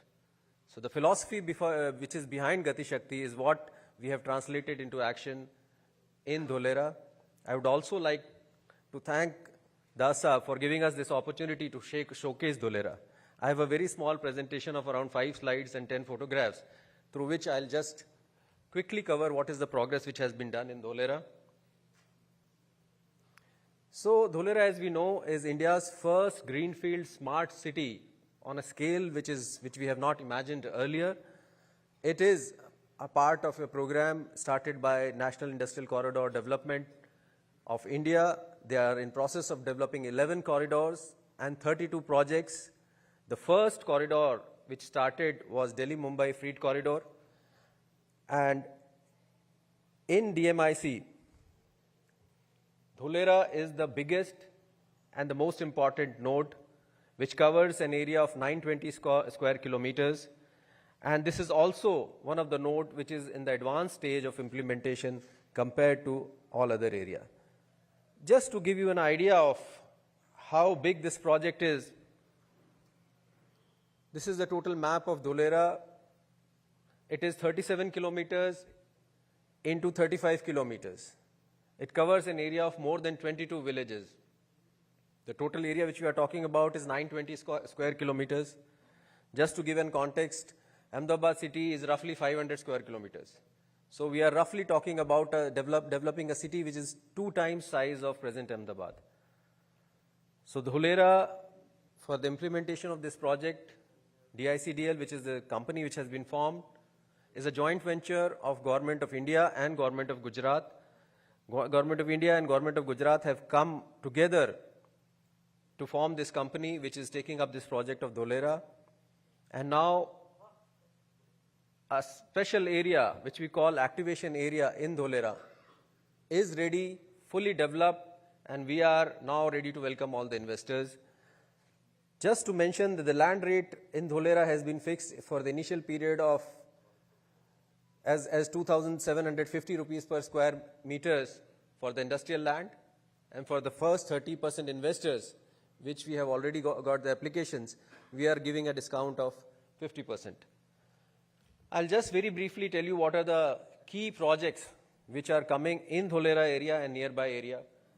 As sir has already said, that this is the first time that on such a large scale, we have first developed a world-class infrastructure, and now we are starting with the investments in industrial area, residential area, and educational and other areas. Just next to Dholera is the site of the new international airport for Ahmedabad. This is one of the biggest airport in this country, 1,400 plus hectares of land, 2 runways, each with a length of more than 4 kilometers, equipped to handle any kind of aircraft, and it is been designed in such a manner so that all the requirements for next 30 to 50 years are taken care of. I'll talk about it later also.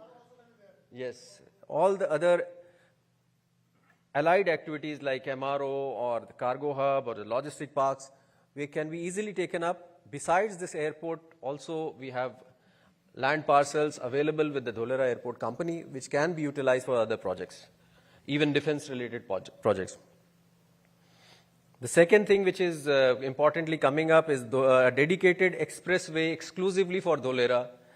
So there is a greenfield alignment on which the expressway has started, Ahmedabad to Dholera. This will reduce the travel time from Ahmedabad to Dholera to 60 minutes. Then the activation area, out of the 900 square kilometers of entire area, we have been developing 22.54 square kilometers of area with world-class infrastructure. 52% of that area is industrial, 28% is residential, and it boasts of plug-and-play infrastructure, which I'll talk about in next slide.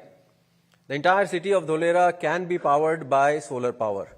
We already have more than 8,500 hectares of land in our solar park, and we have approvals for more than 4,400 megawatt of solar capacity, out of which 300 megawatt of Tata Power solar plant is already commissioned.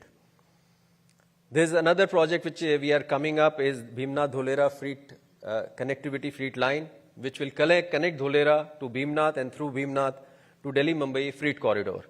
And because of that, we are planning for a logistic park and also a multimodal logistic hub. What we are really proud of is the plug-and-play kind of infrastructure which we have developed in Dholera. So today, if you go to Dholera, you will not see any kind of pipelines or any kind of wires or anything. Everything has been planned in such a manner so that it will be a dig-free city for next 30 years. All the pipelines, all the wires, everything is buried below the roads. So we have provision for water, gas, ICT, potable water, recycled water, storm water drainage. Everything has been already laid, and that is buried below the road. And we also have right of way for future developments. Even metro can be easily accommodated in the present infrastructure that has already been planned for that. Now I'll just show you some of the photographs of things which are there on the ground. So Dholera, as we know, has multiple power distribution companies. Torrent Power, which provides power to Ahmedabad and Surat, is one of the distribution companies which provides power to Dholera. And as was said, Dholera also have the lowest power tariff in this country. This is a photograph of the substations which have been built there, and also on the right side is ABCD building, our administrative building, which is now fully functional. We saw in the AV also. Similarly, CETP, STP, ESRs, these are real photographs of site in Dholera, and these have all been designed in a modular manner so that the capacity of these things can be enhanced as and when the requirement comes. So today, if we have a CTP of 20 MLD, it can be further enhanced to say 50 MLD whenever the need arises. We have land availability and the design also permits for that. These are the photographs of the expressway which is coming up from Ahmedabad to Dholera. It's a new greenfield alignment. Land acquisition has already been completed. The work on the roads has already started and it is expected to be completed in Q4 23. That means end of the next year probably. Along with this expressway, we also have right-of-way for high-speed rail connectivity. This 90 meters of width is being utilized for expressway. There's another 30 meters which will be available, which is already in our possession for development of a rail link from Ahmedabad to Dholera. And the planning for that has already started. At appropriate time, I'm very sure that we'll have high-speed connectivity between Dholera and Ahmedabad. The next airport, as I said, of International Airport of Ahmedabad is coming up in Dholera. The contract has already been awarded in July, and we hope that this will be operational in 25-26. We have Airport Authority of India as our majority partner in this company which is developing this airport. These are some of the photographs of the site of the International Airport. The road widening work has already started. We are also taking up a lot of flood mitigation measures there. So there is a garland canal which is being developed around the airport so that to avoid any kind of future flooding in that area. Then these are the photographs of our solar park where we have capacity as of now for more than 4,400 megawatt and which can be expanded in future to take it to higher capacity also. And this is the functional 300 megawatt plant which has been developed by Tata Power. We have all the CRZ clearances and land in our possession for 4,400 megawatt of solar park. As I said, Dholera we feel is a living embodiment example which fulfills the objectives of PM Gati Shakti. I think PM Gati Shakti will enable next generation infrastructure with harmonious and efficient planning which will lead to seamless, faster and cost-effective movement of people, goods and services. And that is what we have done in Dholera. By having multiple options of connectivity like airport, like road connectivity and freight connectivity, we are going to develop the logistic park and multimodal logistic hub. So we are trying to fulfill the objectives of Gati Shakti and we are being helped and ably supported by the policy infrastructure which has come up in Gujarat. We have just recently, the new industrial policy of Gujarat has been announced, ITS policy. And here I would especially like to mention the semiconductor policy which was recently announced a month back. It has special provisions for Dholera, especially if somebody comes up with a semiconductor plant in Dholera, it will get 75% land subsidy besides the other benefits which that policy offers. So Dholera has already allotted land to these projects of Tata Chemical, Renew Power, Torrent Power and HPCL. We have also signed MOU for 3 projects with IIT Delhi. For the prospective investors, we have Vedanta, Avada, Polycab, Fine Organics and Cheripal which have already shown interest in Dholera and are at various stages of application and allotment. This is the first factory which is started construction in Dholera. If you see that this is the kind of infrastructure which is there on the site, and these are the sizes of plots which is there in Dholera, and this is the first factory which is coming up in Dholera. We have also got a lot of awards, Bentley Award, IGBC Green City Platinum rating, and Dholera, as I will lastly say that we are trying to fulfill all the objectives of Gati Shakti, and we are at that stage where we are ready to welcome all our investors to Dholera. It's a city which is being developed. It is in initial phases, and I'm very sure that in future we will be able to provide a city with the highest living standards and highest quality of life. Thank you very much. Thank you very much, sir, and we extend lots of good wishes to Dholera SIR. We'll have 2 million people. 2 million people living there. Not only industry, but 2 million people can live there, so that they need not commute from Ahmedabad. It will be a self-sufficient city, and it's almost fully ready, right? Thank you. And I now request Shri Santosh Kumar, Director, Project and Planning, G-Ride, to talk about the benefits of PM Gati Shakti terminals in Bedi, Morbi. Over to you, sir.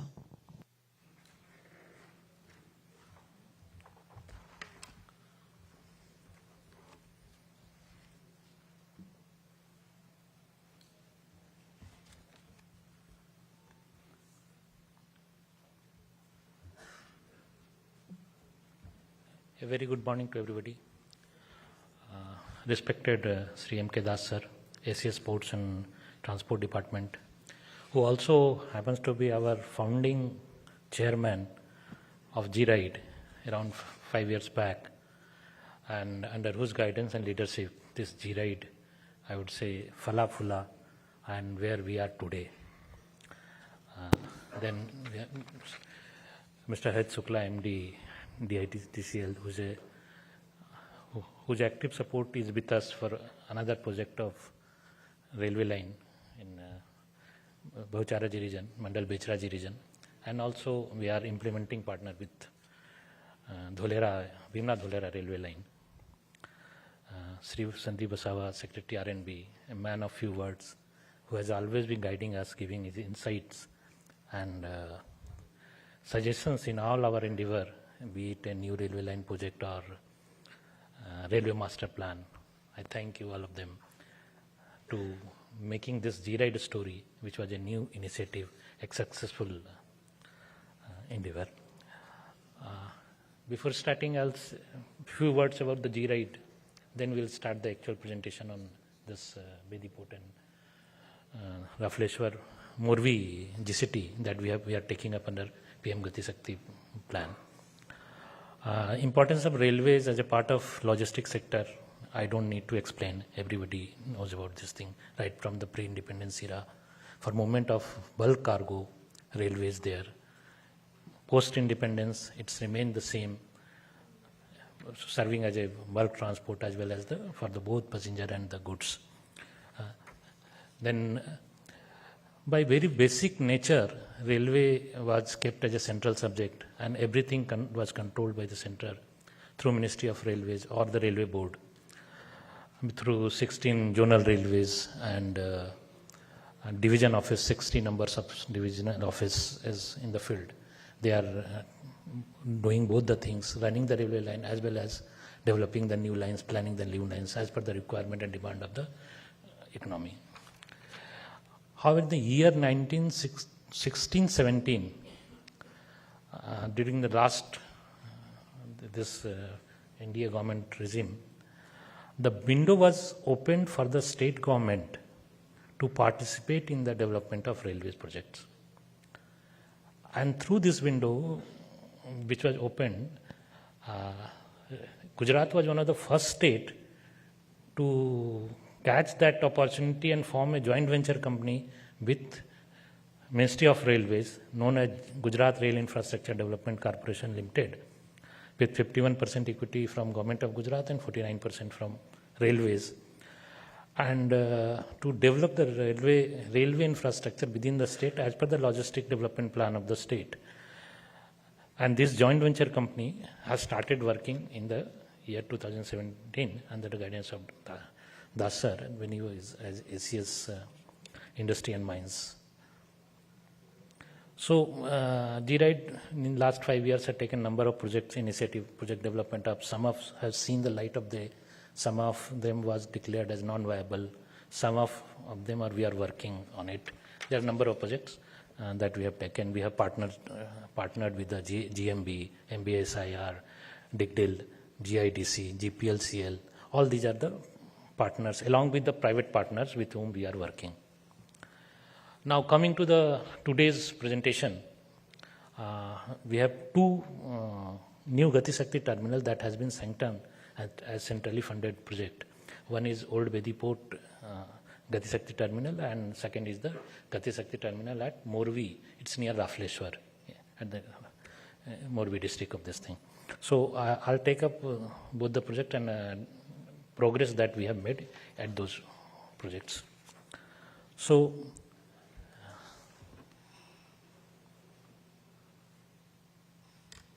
this one.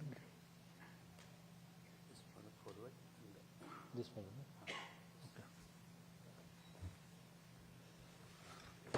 So I will take one by one. This Gati Shakti, PM Gati Shakti project. So advantage is of course to boost the facilities in facilitate and investment of the industries in development of terminals, to replace and unify all the policies, and to reduce the ultimate aim is to reduce the logistic cost. Railway also has come up its own, on the same line, Railway has also come up with its own Gati Shakti policies, which has encompassing all the earlier policies in a single integrated policy with lot of ease and relaxations in this policy, both in the planning, development, approval and maintenance part. Railway has also developed. So as a part of two projects that we have taken is the one is the first is this Gati Shakti Bedipur terminal. It's it will appear a small project, but I will let you know how it is important for the railway project, how it changes the economy of the whole area. So it's a small project of 2.5 kilometer connecting the Wheelmill station of Rajkot division near Jamnagar. And first phase of it was only to connect the existing Bedi port with the Indian railway system. So Indian Railway was already there up to Windmill, is 2.5 kilometer from there. So we took up that project. The project has been completed and commissioned. The second part of it, because of lot of space constraints, the second part of it we took up as a development of GCT at Bedi port, integrated cargo terminal, and with us 150 crore of the project cost, and central government already approved 60 crore of it. Rest will be contributed by the state government. So if you talk of first phase, so first phase has already been commissioned. Means the railway line from the Windmill station to the Bedi port has already been constructed and commissioned. Coal has already started moving from here. And the second project that we are taking is the Rafleshwar, we will discuss, wherein again the project has been sanctioned up 20 crore and central government has already allotted 112 crore. DPR etc. has been approved by railways. The same has been submitted and the final approval from the state government, then we will start working on it. So coming to the Bedi port, it has been, these are the actual photographs of the site, which the railway line has already been constructed.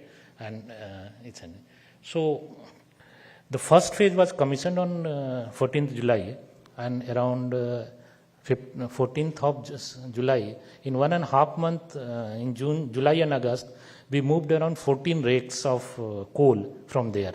And in the August month itself, we have more than 12 rakes there. So total till now from July, mid-July to September, we have moved around 30 rakes of coal.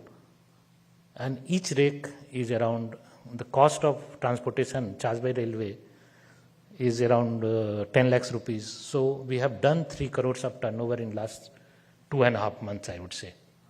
It's only railway line that in the first phase we have done. Sharing, etc., and the revenues are detailed as different. Now, there were challenges working with the backwater areas, construction difficulties, and all these things that we have overcome, and EPC tender we have done this thing. Now, what we are taking up here is a Gati Shakti terminal, that we are extending this connectivity of rail line. Since rail line is already there, so we want to develop it as a integrated Gati Shakti terminal. Why we need it? We have very limited space as Bedi port. It's a small area. We are handling around 1 rake per day. Our plan is 1 million ton, means 1 rake per day. So we need the holding capacity of coal in that area. So what we have planned to increase the coal handling area so that we can handle from 1 million ton, we can increase it to 2 to 3 million ton of coal handling from there. Potentials are there. Then there is a second commodity which is already being handled at new Bedi port, that is fertilizer, what we call break bulk or white cargo. Since it cannot be combined with the coal in the same area, we need to develop a separate line and area for handling this break bulk cargo and similar white goods. And the third potential here is the containers. 2-3 rakes per month is already being done from the Bedi port. And Jamnagar is the place where all the brass works happen. Lot of containers from Mundra come to as a brass scrap and the finished products that goes to Mundra. So this all being done by the road transport. And lot of challenges are there because brass is a costly product. So lot of complaints and this thing is there in through road transport. So this is also the hub where we are planning to develop a container depot to handle the container. So these are the three identified cargo which is already there, that for them we want to develop the facilities in this Gati Shakti terminal that we are planning and the sanction and everything. So regarding cost advantage, if one calculation has been done for the container movement, which around we will be saving around 4,000 rupees per TEU per container of 40 feet container. This is the simple calculation. I will tell you the live example, the real world example of the cost advantage. Right now, all the coal to GE Sikka, the electric generation company at Sikka, government is being, the coal to that plant is being brought from Navlakhi or the Mundra port. If you see the distance from Navlakhi, it's around 150 kilometer, and from Mundra is more than 250 kilometer. And from Bedi port, it's 45 kilometer. So in the money terms, if I convert from FIS system, one rake of coal from Navlakhi costs around more than 20 lakh rupees. From Mundra, it costs more than 30 lakh rupees. From Bedi port, it costs less than 10 lakh rupees. Even we leave the discussion कि इसमें फायदा किसको हो रहा और कौन किसका ज़्यादा advantage है. You see the advantage that our economy as a whole is gaining. From 20-30 lakhs rupees per rake, what right now we are moving is 10 lakhs rupees per rake. It's 9,80,000 or so for 4,000 metric ton. That is coming actual cost on this thing. This is the advantage that we are getting. Plus the congestion at bigger ports, hub and spoke model, what we talk of, it's a smaller port serving this thing. This is the cost advantage. Initially, we were struggling to bring the 10% of IRR that finance ministry says. We are a bit conservative in projecting the growth and calculating the IRR. So I was just thinking, had we given it a better projection, giving it to say Big Four or something, you see capitalize the thing, engine turnaround, it got reduced. Wagon turnarounds, it got reduced. Manpower, reduced. You keep on doing, ease of doing business, it is reduced. Not that. We have not added the cost of carbon footprint that we are saving here by reducing the distance and this thing. So if we add all this in a cost term, my project IRR may go up to 20%. And almost 2 lakh rupees per rake I am earning as a revenue share through this small company. 30 rakes means 60 lakh rupees I have already earned in 3 months. This is the potential and cost advantage that I am talking of. But the second phase, to increase it, to facilitate more, we need a second phase of this thing where we will increase the cold handling capacity, we will increase the white goods handling capacity, we will increase the area for container movement. And this is how we plan to take this project. And everything is online. Land has been identified, processed. It's all government land. So that will not be a much issue. It has to be taken on lease and all. Fund is already available. This is the plan. If you see, the left side is the existing windmill and railway station, and the right side is the port. So rail connectivity from this windmill station to the port is already completed. On the right side, what you see is the green and pink patch. Green patch is of GMB land. Pink patch that we need to acquire. It's a salt pen, I will say. It's a salt pen, earlier salt pen on lease. Now it has to be taken from on lease. So if we extend, the black one is the coal handling facility. We increase the area, my coal handling capacity will increase 3 to 4 times. So what we are handling 1 million ton, we can easily go to 3-4 million tons per this thing. Putting an extra line is not an issue. We have 2 spurs right now, we can put one more line over there in that area. That is not a big issue for us. It's not a cost intensive. And if you see the pink marked hatched area on the left side, that we have proposed for the container and white goods. It's a completely separate area. Again, the salt pan, where we have to fill in this and this have to be developed. So these 2 parts, with some additional lines, we have taken in this Gati Shakti terminal, and it's already very viable, feasible project, and we will extend it to further to. It will provide to whole area of Jamnagar, and as such, the complete logistic plan of that Gujarat, this will help. This was the first project. Now, the second project, that is equally important project. Morbi, nobody needs the introduction. What is Morbi? Why it is famous and all. Morbi is already there. Tiles factories, paper-based products, all being handled by through roads. We have some new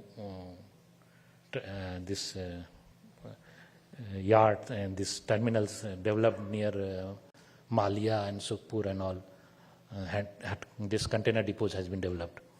So there some portion goes to those areas, but it's again the logistically very challenging this thing. You load the tiles from factory, take it to the terminal depot. There again it will load to railways, go to Mundra, do the custom clearance, go to the port. So it's a very cumbersome this thing. Again the same story goes for the inland movement. So what we are planning to have a GCT with custom clearance facilities right at the middle of the tiles factories area or the Morbi.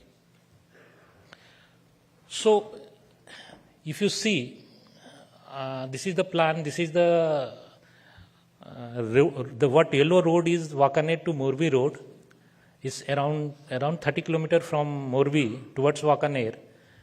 The railway line is already existing, Wakaner Morbi. And we are taking a railway line from Makansar. We are taking Makansar and developing a GCT there. This is the area that we are developing. So this area has been identified. It's a complete government land, 40 hectare land, 32 hectare land is fast phase. That is already under acquisition. And if you see, right outside the boundary, there is a GIDC, there are tiles factory, there are other factories, there are paper-based factories. It is inside that hub of tiles manufacturing area that we are developing this thing. Again, the cost advantage going to Mundra, less than 4,000, all the things that is going to Mundra and then to export, and same to in the inland. And one more thing, if you see through my eyes, the future, what I see of this particular project, I developed this thing, I partnered with a ABC logistic company. And right here, you do your job, you manufacture the tile, you produce the paper, paper products. And I have a fleet of 10, 20 this container trailers. You order me, I will provide you the container inside your plant. You stuff it, I will bring back the container to my depot at my cost, and they will take you. You do simple invoicing from your sitting in your factory. You need not come to the even container depot and all. It is door-to-door delivery service. Then can be done right from here. This is the plan and what we call ESP in railways, skill plan here, right? Thank you. These were the introductions. Thank you.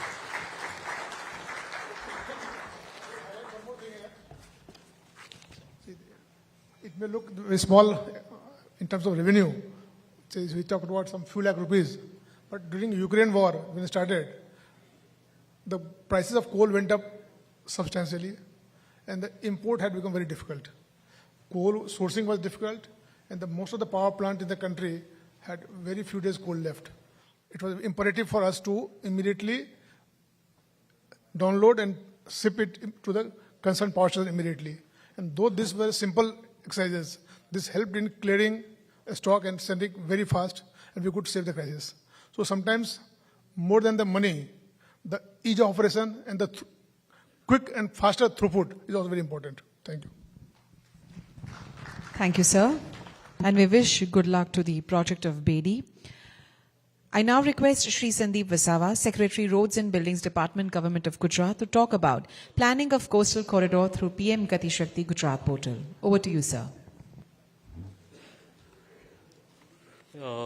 Morning to every one of the dais, Das Sahab, Harit Shukla ji, Santosh Kumar ji, Dayani Sahab, Surup Kumar, all the dignitaries present, and I would say the boosters of the Gati Shakti, because not many departments are here who really has made this Gati Shakti possible in a, I would say, quite a record time under a continuous push of Dasam, but it has got well, and finally it is rolling now. Slides. Nahin?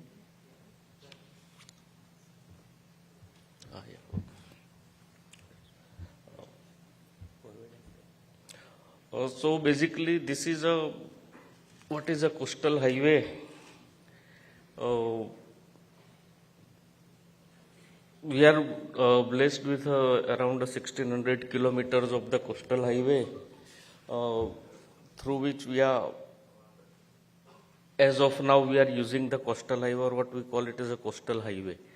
It is, though, passing through the coastline. At some places it is very near, some places it is 5 kilometers away, some places 10 kilometers away.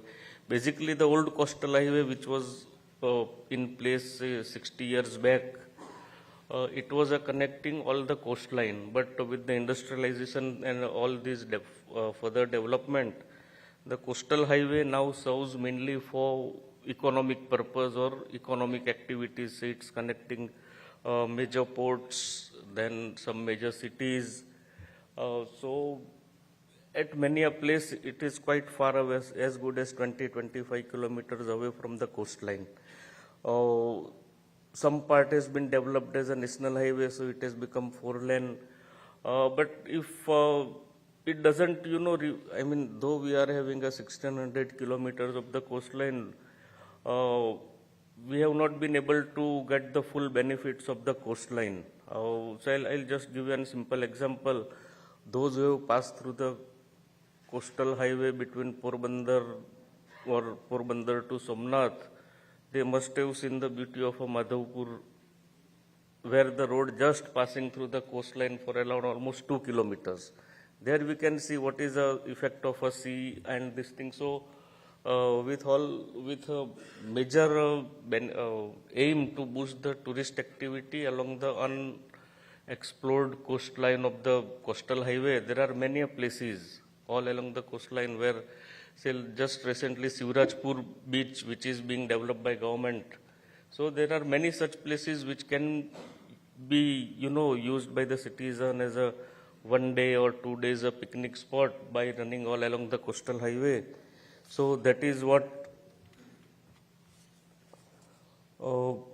we had planned, that we should go for this coastal highway, which primarily connects all the tourist places, all the beaches or unexplored beaches, which can be, connected through, though it's a 10-meter what we had planned as of now, because we don't expect a commercial traffic to use it much, but it is mainly for tourist purpose, and people can have a long drive of, say, 1 day tourist drive where they can halt at some places, or the places will be developed by the tourism department for rest area and all these things. So this was planned, and then it's coming around 1610 kilometer of a new coastal highway, or development of a existing as well as mixed development. I would say it's a brownfield development. Out of 1600 kilometer, it is around 263 kilometers missing links, which we are ought to construct.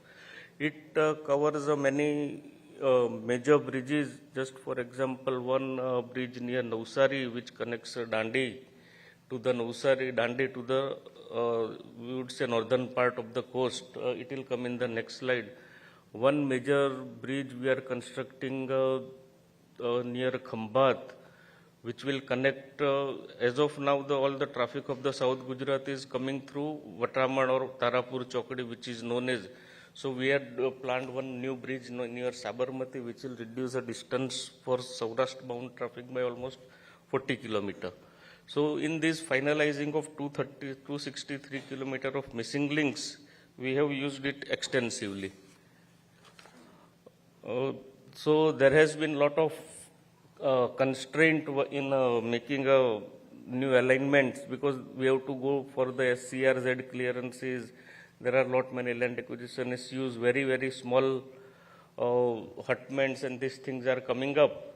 So these are the things which we have to keep in mind. If I had done a recon survey in a traditional way, it would have taken not less than 6 or 8 months for just to exploring me the options.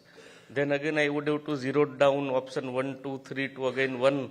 So with the help of this thing, Gati Shakti portal, we had understood how can I minimize the land acquisition, try to maximum use a government land. So this is one of the example of a South Gujarat Dandi, where for this alignment I'll need around 13 permission. So then I'll explore on the map itself how can I avoid even the alignment of bridge on river. So it makes a lot of capital investment. So if I make a bridge, though river might be the narrower there, but the cost of approaches might be higher, because some settlement or some village is just around that road. So this is one draft alignment which was coming through my 6th district field office, because every district will think in their district boundary. They won't think of a longer region. So this has come, and then with the help of this thing, we had modified it quite a bit by avoiding certain forest area where permission was taking time or was not possible in the sanctuaries or some eco-sensitive zone. Then CRZ regulation, it applies. Then there are certain areas where there is a wetland, which as of now might be dry, but may be inundated for a period of 6 months after monsoon. So these are the things which has we had used extensively. Say this is in every district we had used.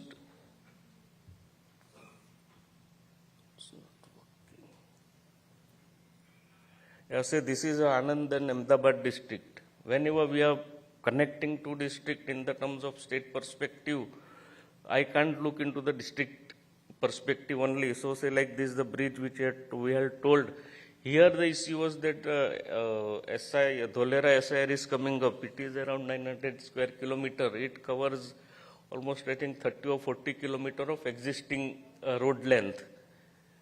Boundaries inside the road, so we have to plan our new road in a way that it gives a maximum benefit to the people who wants to go to the SIR.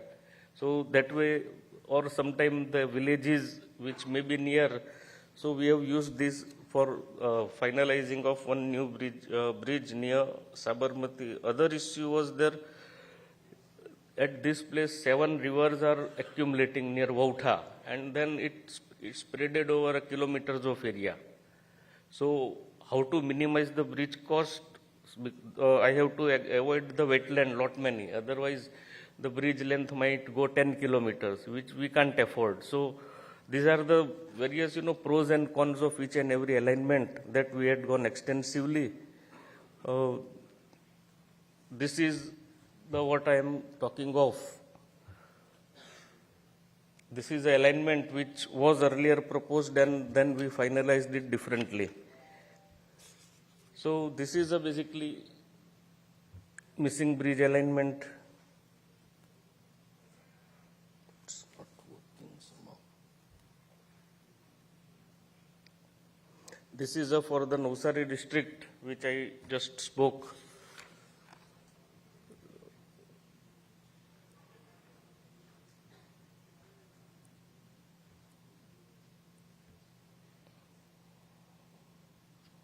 So this is how the things have taken place in our office itself, and I would say period of, I think, 7 to 10 days, we had been able to finalize the alignment of entire 1600 kilometer. So it has been really good. I would just skip this slide. This is basically how the bridge alignments have been finalized by avoiding certain aspects. So this is a Surat where the Dandi bridge I was talking of. This is in Bharuch district. This is what the alignment, so I have to connect it somehow with the, or nearer to the head so that every person can utilize it. So this is what, and then I have to look into what Government of India is putting in. In Bharuch district near this Kareli on the topmost, it's basically Dandi or NH64, I would say, wherein Government of India is coming up one big bridge. So I have to use that infrastructure investment in my development. I have to complement it. I cannot work in isolation. So all these aspects we got from this Gati Shakti terminal, and we had connected certain tourist place, like one is a Stambeswar near Jambusar. So we had constructed some of the spur where it was not possible to connect directly to the tourist point. So this is a Bhavnagar. There is a one very famous Mahadev temple which people go every time. So this is of a Bhavnagar. Then this is a Gir Somnath district. There has been certain places which were important and have missed because of the existing coastal highway which is being developed into 4-lane. So we had tried to connect all the places of interest by in Dwarka. There are lot many places while coming from Dwarka to Vadinar on the right hand side. There are quite a few good places which remains, used by mainly local district people who knows the place. We don't know. Whenever we visit to Dwarka, I remember there is a one place, Samdasar they call. It's on between Vadinar and Dwarka. There you can see it's hardly 3 or 4 feet of water, and you can see the cells. It's a very clear water. The people says earlier, quite before, the people used to use the cart to go to the Dwarka by that way.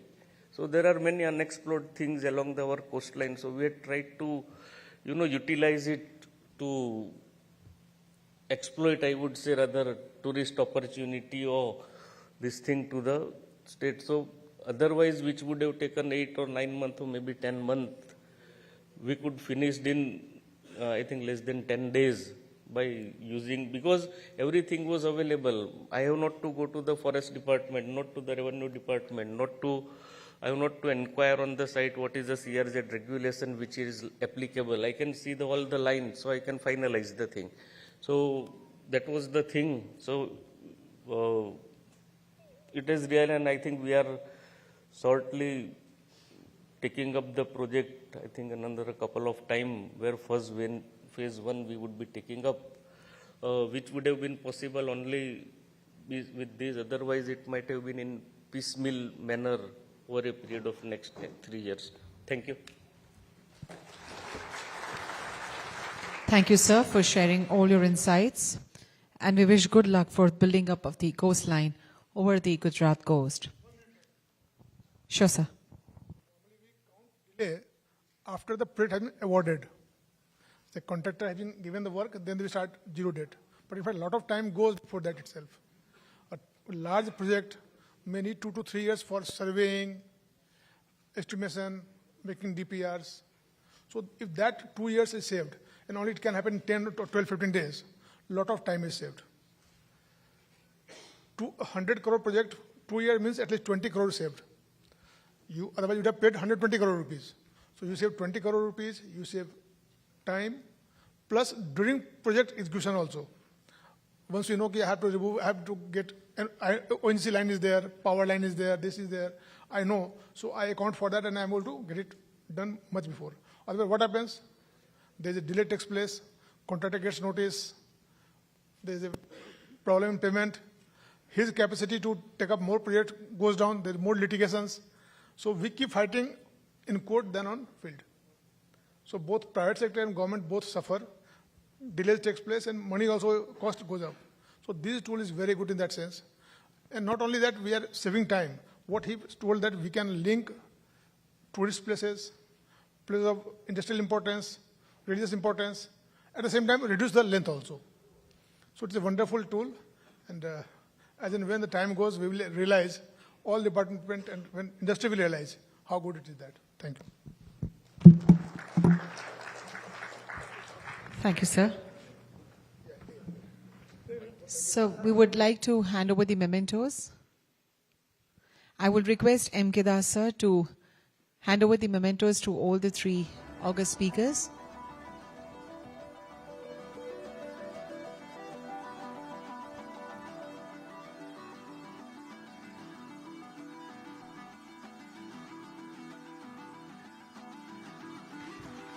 Thank you.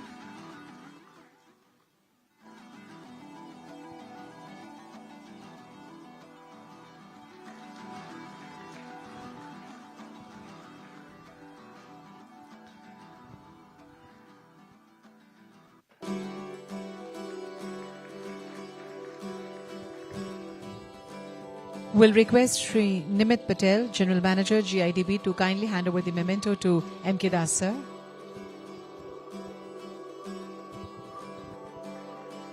Thank you. And I request all the speakers to kindly step forward for a group photograph.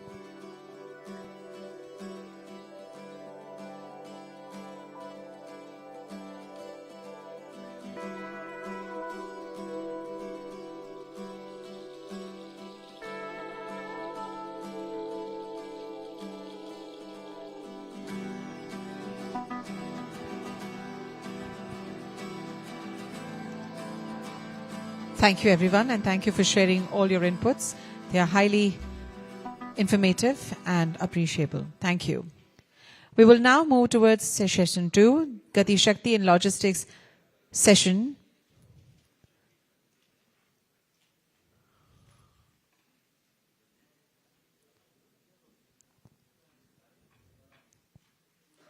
We just stop for a minute.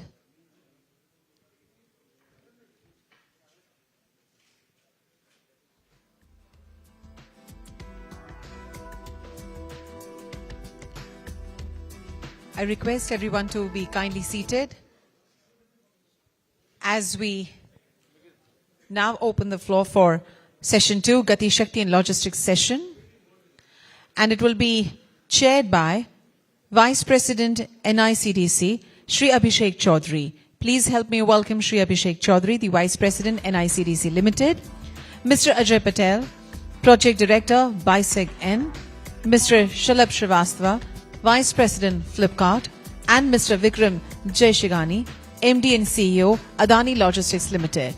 We welcome all of you for the second session, which is on Gati Shakti and Logistics.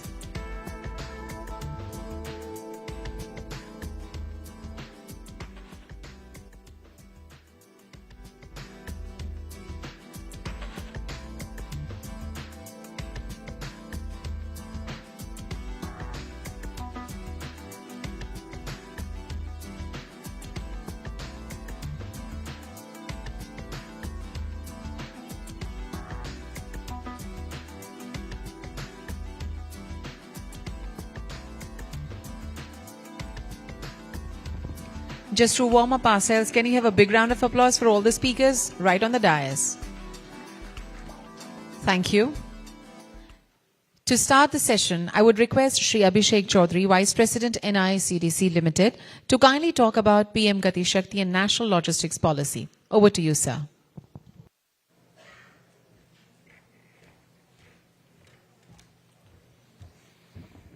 Good morning, ladies and gentlemen. In fact, it's been good afternoon now.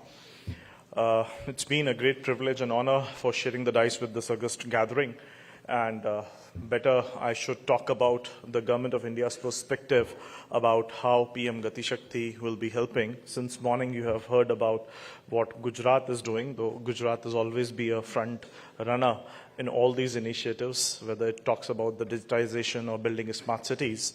But I'll just give you a perspective of what PM Gati Shakti at the national level is. And recently, Honorable Prime Minister has announced and launched the National Logistics Policy. So what all is being done in terms of bringing digitization to the logistics sector of the country, that all I will cover as part of my presentation. Can I have the presentation, please? So, as we all are aware that Honorable Prime Minister has launched the PM Gati Shakti on 13th October 2021.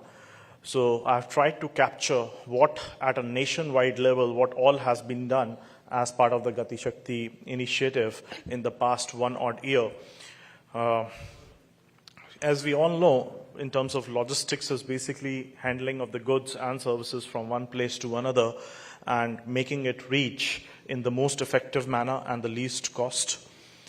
The challenges which we know that India is right now standing at 44th rank in the Logistic Performance Index ranking, and this rank needs to be increased. And there are a lot of parameters which are listed below, which defines our Logistic Performance Index ranking. We need to reduce our logistic cost if we need to become globally cost competitive. Our logistic costs are in the range of 13 to 14%, whereby the total cost of logistics to the GDP is close to 8%. Another 5 to 6% is on account of inventory holding cost, which we are not able to manage, and just not able to manage the just-in-time inventory management, because of which additional 5 to 6% cost is adding up to the logistics. And all the efforts of the government, whether building physical infrastructure, linking the economic zones with multimodal connectivity, bringing digitization through tools and programs like PM Gati Shakti, digitizing the entire logistic arena, all that initiatives are being done for the purpose of reducing the logistic cost and thus making country cost competitive. As we all are aware that one of the major issues in any of the infrastructure project is predominantly with regard to land acquisition, is regard to clearances, is regard to taking right of way. And there are other set of issues like financial closure, other permissions, clearances, etc., which are required for taking the project on ground. And all these issues in a way or so will get addressed through PM Gati Shakti. So the Ministry of Statistics and Program Implementation has carried out a study of taking up all the mega infrastructure projects and did the analysis around it, that what are the major reasons and how much time and cost overruns are happening in the country in mega infrastructure projects. And it's very important to understand not only the reasons for these time and cost overruns, but also the methods through which we can overcome them and we can reduce these time and cost overruns in the years to come. PM Gati Shakti is a transformative approach for providing multimodal connectivity to the manufacturing clusters, whether existing manufacturing clusters or the new cities which are coming up, or the spatial economic zones, or any other kind of a manufacturing cluster coming up in any part of the country. 23 central ministries portals have already been developed in the past 1 year. More than 1,500 layers, close to 900 odd layers at the central level and close to 638 layers at the state level has been mapped as part of PM Gati Shakti. Most of the states have been onboarded. Now the state governments have started building their portal, and since morning the Honorable CM has launched the portal for Gujarat, and I have been informed by my colleague Ajay that Madhya Pradesh is going to do that on 18th, and similarly UP is doing it, and other states are progressing very fast. And it's a kind of a cooperative federalism, or you can say a sense of competition, which has been inculcated among the states to make these portals, to make these portals put to use at the earliest, and all the departments of that state should start using it as one of the major planning tools. So 12 planning tools has already been developed, either for the purpose of acquiring land, fixing up the right-of-way, fixing up of the alignment, taking forest clearances, understanding whether this project is passing through any kind of a wildlife sanctuary or passing through any kind of an area which is ecologically sensitive. All that can be done now by sitting on a desktop, by sitting on the PM Gati Shakti portal. And the whole time of planning a project, as Das just pointed out, will get drastically reduced. Just for an example, a road sector DPR project used to take close to 9 months to 12 months time to fix the alignment. And that alignment gets impacted because of a lot of vested interest coming into play during the course of fixing those alignments. All that can be mitigated, and rather than taking 9 months to 12 months for fixing a road alignment, it can be completed, and the entire DPR can be completed, including no requirement for undertaking the physical surveys, etc., within flat 3 months. Not only this, the alignment part of it, but also the cost of acquisition of the land. Where can we maximize the alignment passing through the government land so that the whole process gets expedited? What will be the cost of acquiring land? What will be the cost of filling? So in terms of financial estimations also, the Gati Shakti will definitely help, and its tools will definitely help. And it's a dynamic portal, means whatever has been done till now is going to improve. The layers going to be add up as we speak. More and more requirements, more and more use cases will come in, and it will keep on growing as we speak. So this is, I think you must have seen the demonstration also. At the nationwide level, the entire country, national highway network, expressway network, your village roads, your roads which has been constructed among PMGSY has been mapped. Just wanted to tell you a very important thing, that this road network of the country has been mapped into 3 different time zones. What was the situation of our road network in 2014 and 2015? We were standing close to 92,000 kilometers of the road network in the country. What it was in 2021, means what we have achieved in 7 years of the time frame of the implementation, it rose to 134,000 kilometers of the road network, which means we have added close to 45,000 kilometers of the road network in 7 years. And what it will be in 24-25, which is the target is 200,000, 2 lakh kilometers of the road network, including expressways, including village roads, including national highways, state highways, etc. Which means we will be more than doubling our road infrastructure in last 10 years. In this decade of 2014-15 till 2024-25, our road network will get doubled, which means the impact, the economical impact, the cascading impact of the creation of this road assets on the economy will be enormous. And it's not just the targets, it's not just the numbers.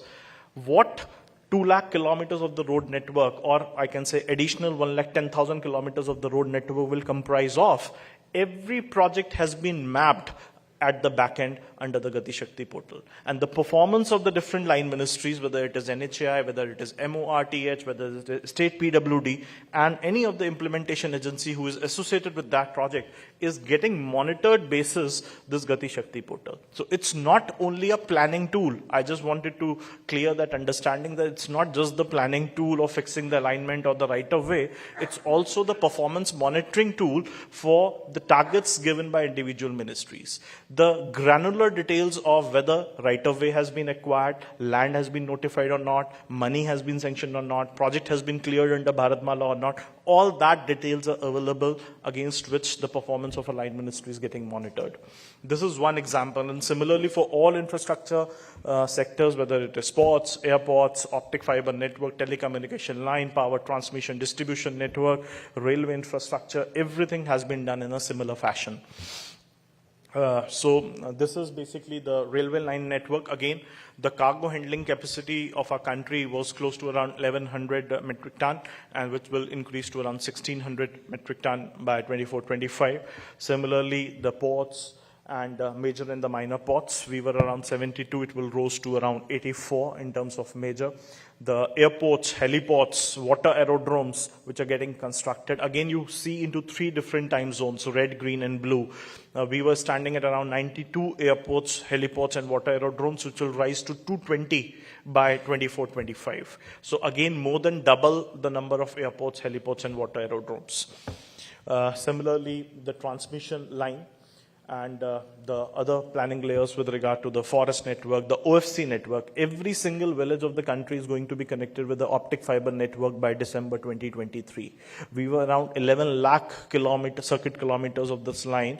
We will be having around 35 lakh kilometers of OFC network by December 2023, which means close to 3 times rise in the optic fiber network in the country, which will again facilitate e-education, e-medicine, and everything getting connected to the world of internet.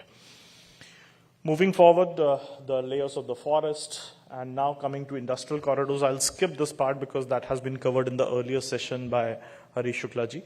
So no point of repeating the same thing about what we are doing in Gujarat as part of the development of Dholera. But as a synopsis, I can say the greenfield industrial cities which we are developing as part of National Industrial Corridor Development Program, it's completely plug and play, it's completely future-proofed, sustainable, and the infrastructure planning has been done taking into horizon a master planning of next 40-50 years. You can't see anything above the ground except the roads and the street lights. The city which you see above the ground, you have a bigger city rolling up below the ground. All the utilities, all dry and wet utilities have been laid underground, which are completely maintainable, manageable, serviceable, and people can walk and do the servicing part of it, repair, and come back. And similar concepts have been adopted for all the industrial cities getting developed as part of National Industrial Corridor Development Program, whereby we have been mandated by the government to develop 32 such cities in 18 states of the country over a period of next 10 to 15 years. Out of that, we have already delivered 4 such cities. One is Dholera, the second one is Shendra Betkin in Maharashtra, Integrated Township Project in Greater Noida, and Integrated Township Project Vikram Udyog Puri in Madhya Pradesh, where not only the infrastructure has been constructed to a world-class standard, but the process of the land allotment has started. And I'm happy to share that close to 209 industrial plots have been allotted. Close to 18,000 crores of investments have been mobilized by selling only 5 to 6% of the industrial land inventory available with us. At present, we are sitting on a land bank of close to 2,500 acres for industrial use and another 2,500 acres for other residential, commercial, institutional users across these 4 locations.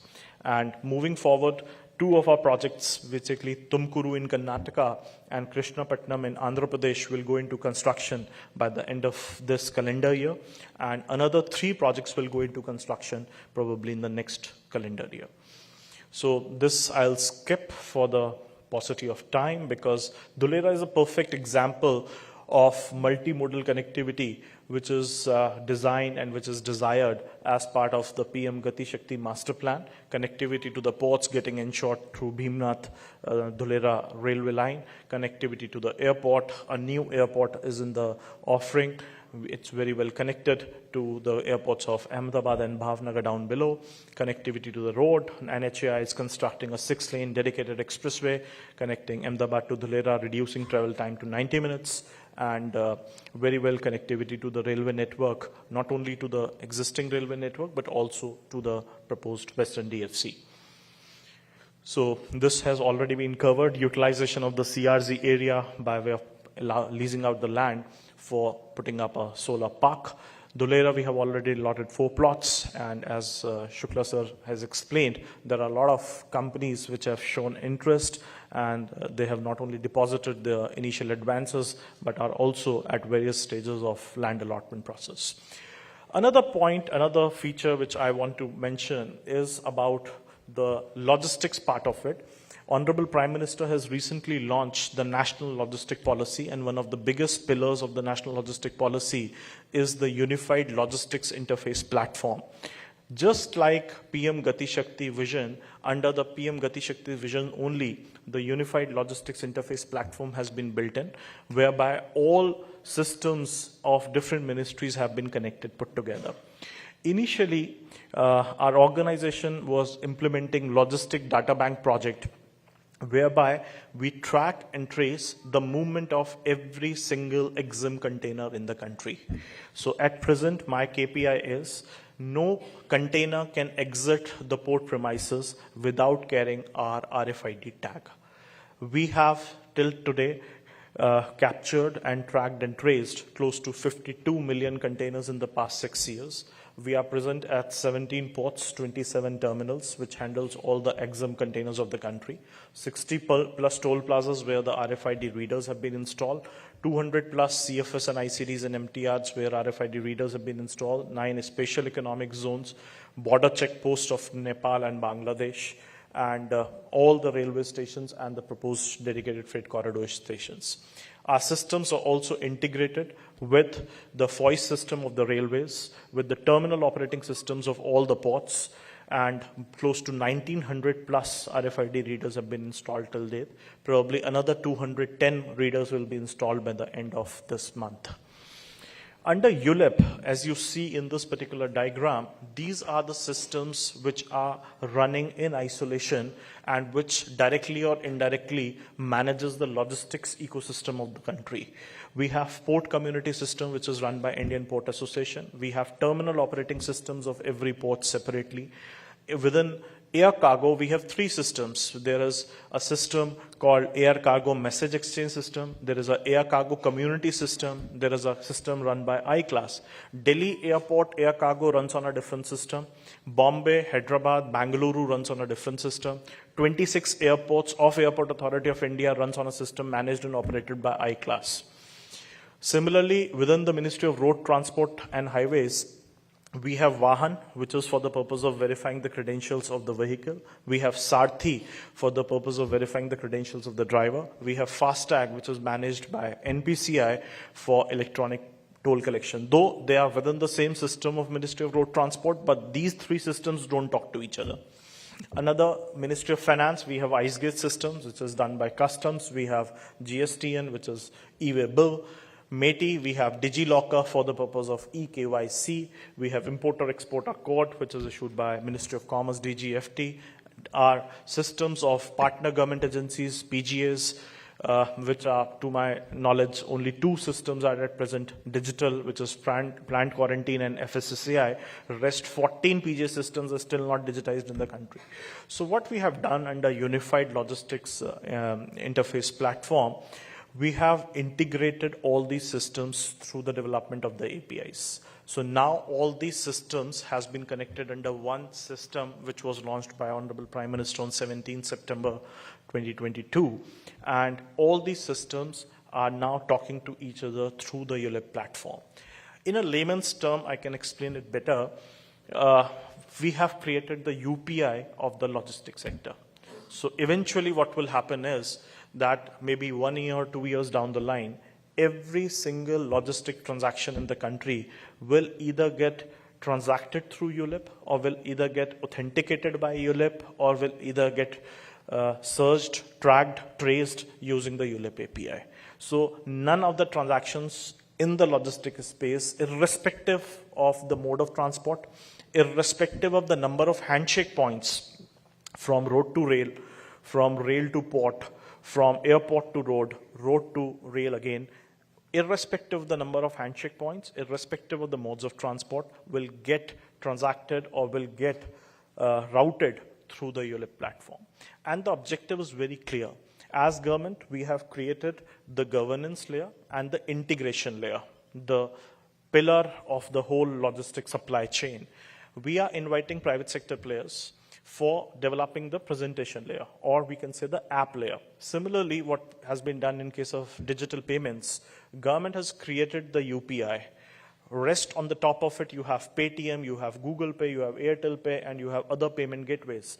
Depending on what you require, depending upon what is the requirement of the end customer, a customized app or a customized solution or customized presentation layer can be developed. Maybe a shipping line may develop a separate app for their end user. A freight forwarder will require a different set of app for their end user. A 3PL, a 4PL logistic company will require a different set of app for their end user. But at the back end, they will be fetching the information from the ULIP for providing end services to the end customer.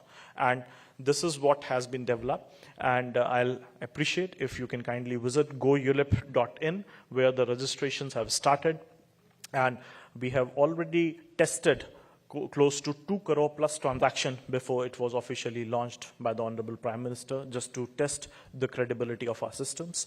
More than 15 companies have signed the non-disclosure agreements, and they are actively using the ULIP APIs. All players from the private sector, startup companies using these ULIP APIs for providing better visibility and better information for an informed decision making. Moving forward, 30 systems of 7 ministries has been integrated with close to development of 100 APIs covering close to 1600 odd fields. This is the structure whereby these are the source of information on the left, integration layer, governance layer, which I explained, and the presentation layer, which is being left to the private sector. But just to demonstrate the usability of the system, we have developed 5 apps in-house for the purpose of establishing how ULIP will work and what benefit it will give to different stakeholders. Now coming to the overall theme of the National Logistic Policy, which was recently launched, the objective is to bring the cost of logistics down. The objective is to provide ease to the EXIM trade. The objective is to make India globally cost competitive. Whether it is containerized trade, whether it is non-containerized trade, either we are talking about bulk or break bulk, either we are talking about any kind of capacity building program, all that factors has been considered while drafting this national logistic policy. It has gone through an extensive round of discussions and stakeholder consultations for over the last 4 years before the final policy has been notified. Now the logistic policy has been notified as part of the official gazette and is available online, so you can download it and just go through it in detail. The objective is to develop a technologically enabled use of more and more digital tools like what has been done as part of ULIP or under PM GATI Shakti, integrated, all talking to each other rather than working in silos, cost efficient, resilient, sustainable, and trusted logistic ecosystem in the country for an inclusive and accelerated growth. The objective, as I mentioned, I can skip that. Comprehensive logistic action plan has been developed, which will have integrated digital logistic system, standardization of the physical assets and the warehousing assets. And there is a handbook which has been launched, which is available on the website of DPIIT, whereby the palletization, the warehousing standards, the raking, everything has been laid in form of a handbook for warehousing, which is be of use to a lot of warehousing companies, e-commerce companies, etc. Logistic human resource development and capacity building. The way we are talking about this digitization, whether it is PM GATI Shakti or ULIP or the kind of planning which is going on in and across the country, there will be a huge requirement of the logistic professionals who understand logistic as a subject, who understand how goods move from one place to another, and what are the major bottlenecks, where the technology can play a role, what all processes can be digitized, where the manual intervention can be taken away with, what are the changes which the government needs to do for giving automatic clearances. So there will be a huge requirement of human resource development and capacity building in the logistics sector, and that has been considered as part of the national logistic policy, and its emphasis has been done for developing courses initially to teach the government functionaries, to teach the officers. The courses have been loaded now on iGOT platform to tell about how PM GATI Shakti works, how you can make a use of PM GATI Shakti. State engagement, because the action lies in the state. Government of India can frame up the policy, but unless and until states like Gujarat, which are the front runners, implement those policies in the true parlance, nothing will succeed. So my heartiest congratulations to all of you that within a short span, even less than a year, the Gujarat state portal of PM GATI Shakti has been launched and put to use. And all the departments of the state government have been onboarded. EXIM logistics, which is very, very critical, though in some way or the other we are providing that visibility through LDB, but still there are a lot of gaps which needs to be addressed and which has been addressed as part of the national logistic policy. Service improvements, sectoral plans, there are specific plans which are now getting created under the national logistic policy for specific sectors, especially with regard to bulk and break bulk. For example, what should be the sectoral plan for coal movement in the country? What should be the sectoral plan for steel movement in the country? Iron ore movement movement in the country? What should be the sectoral plan for all the fishing and sea commodities which are getting exported out of the country? So there should be a complete end-to-end logistical solution to reduce the cost of logistics and to make these products cost competitive in the global environment. It's an integrated digital logistics system, which I explained, ULIP, and development of cross-sectoral use cases, which I just explained about coal, cement, iron ore, commodities which are getting manufactured in different parts of the country. Single window e-logistic marketplace has been created, whereby e-logs portal has been developed, whereby anybody whosoever has any kind of complaint in the logistic space can log into that portal, register the complaint, and from that portal, the information will be fetched from the back end from 20 different departments, and the resolution will be given in a time-bound manner. So this was also launched by the Honorable Prime Minister on 17th. And the digital system for the purpose of e-learning, etc. So these are the standardization of the physical assets and the benchmarking of the warehousing, etc., where palletization, raking, transportation, material handling, all that thing can be standardized, and this e-handbook is already available for free download. Human resource development, we have already covered. There is a huge requirement, and certain institutes has been identified. In fact, one of the institute has recently got the cabinet approval, again situated in Gujarat.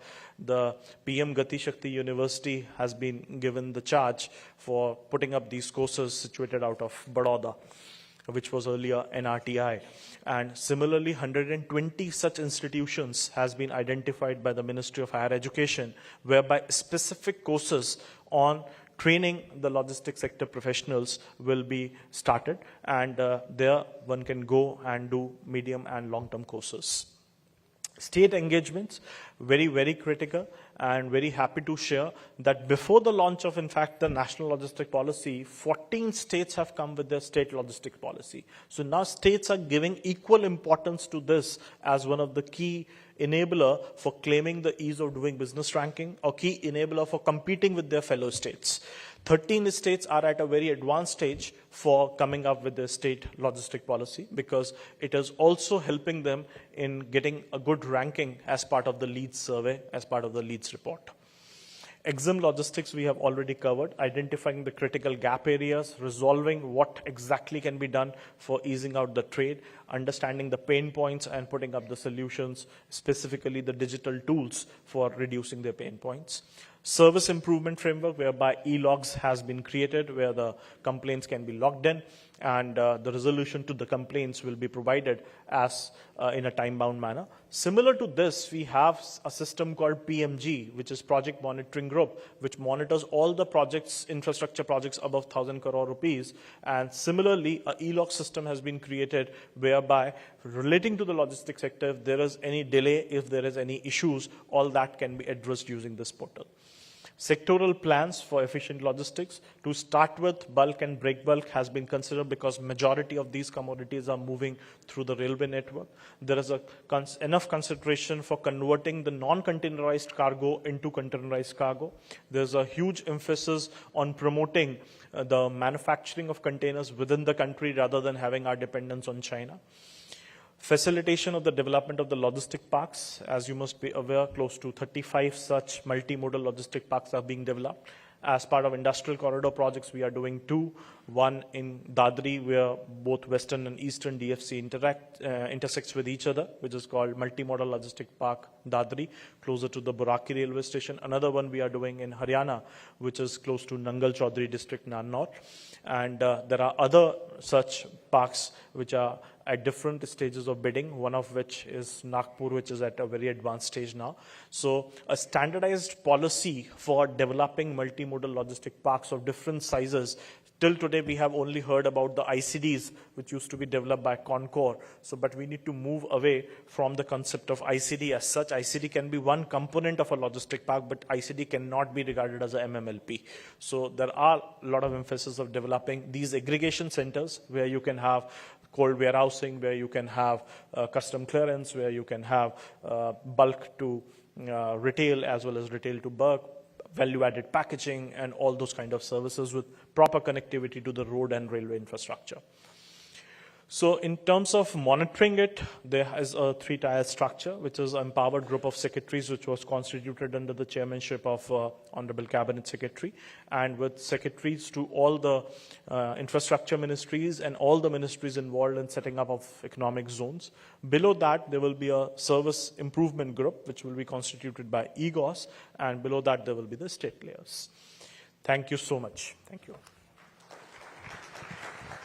Thank you so much, sir, for sharing all the insights. I now request Mr. Ajay Patel, Project Director by SEGEN, to talk about PM Gati Shakti National Master Plan initiatives. Over to you, sir.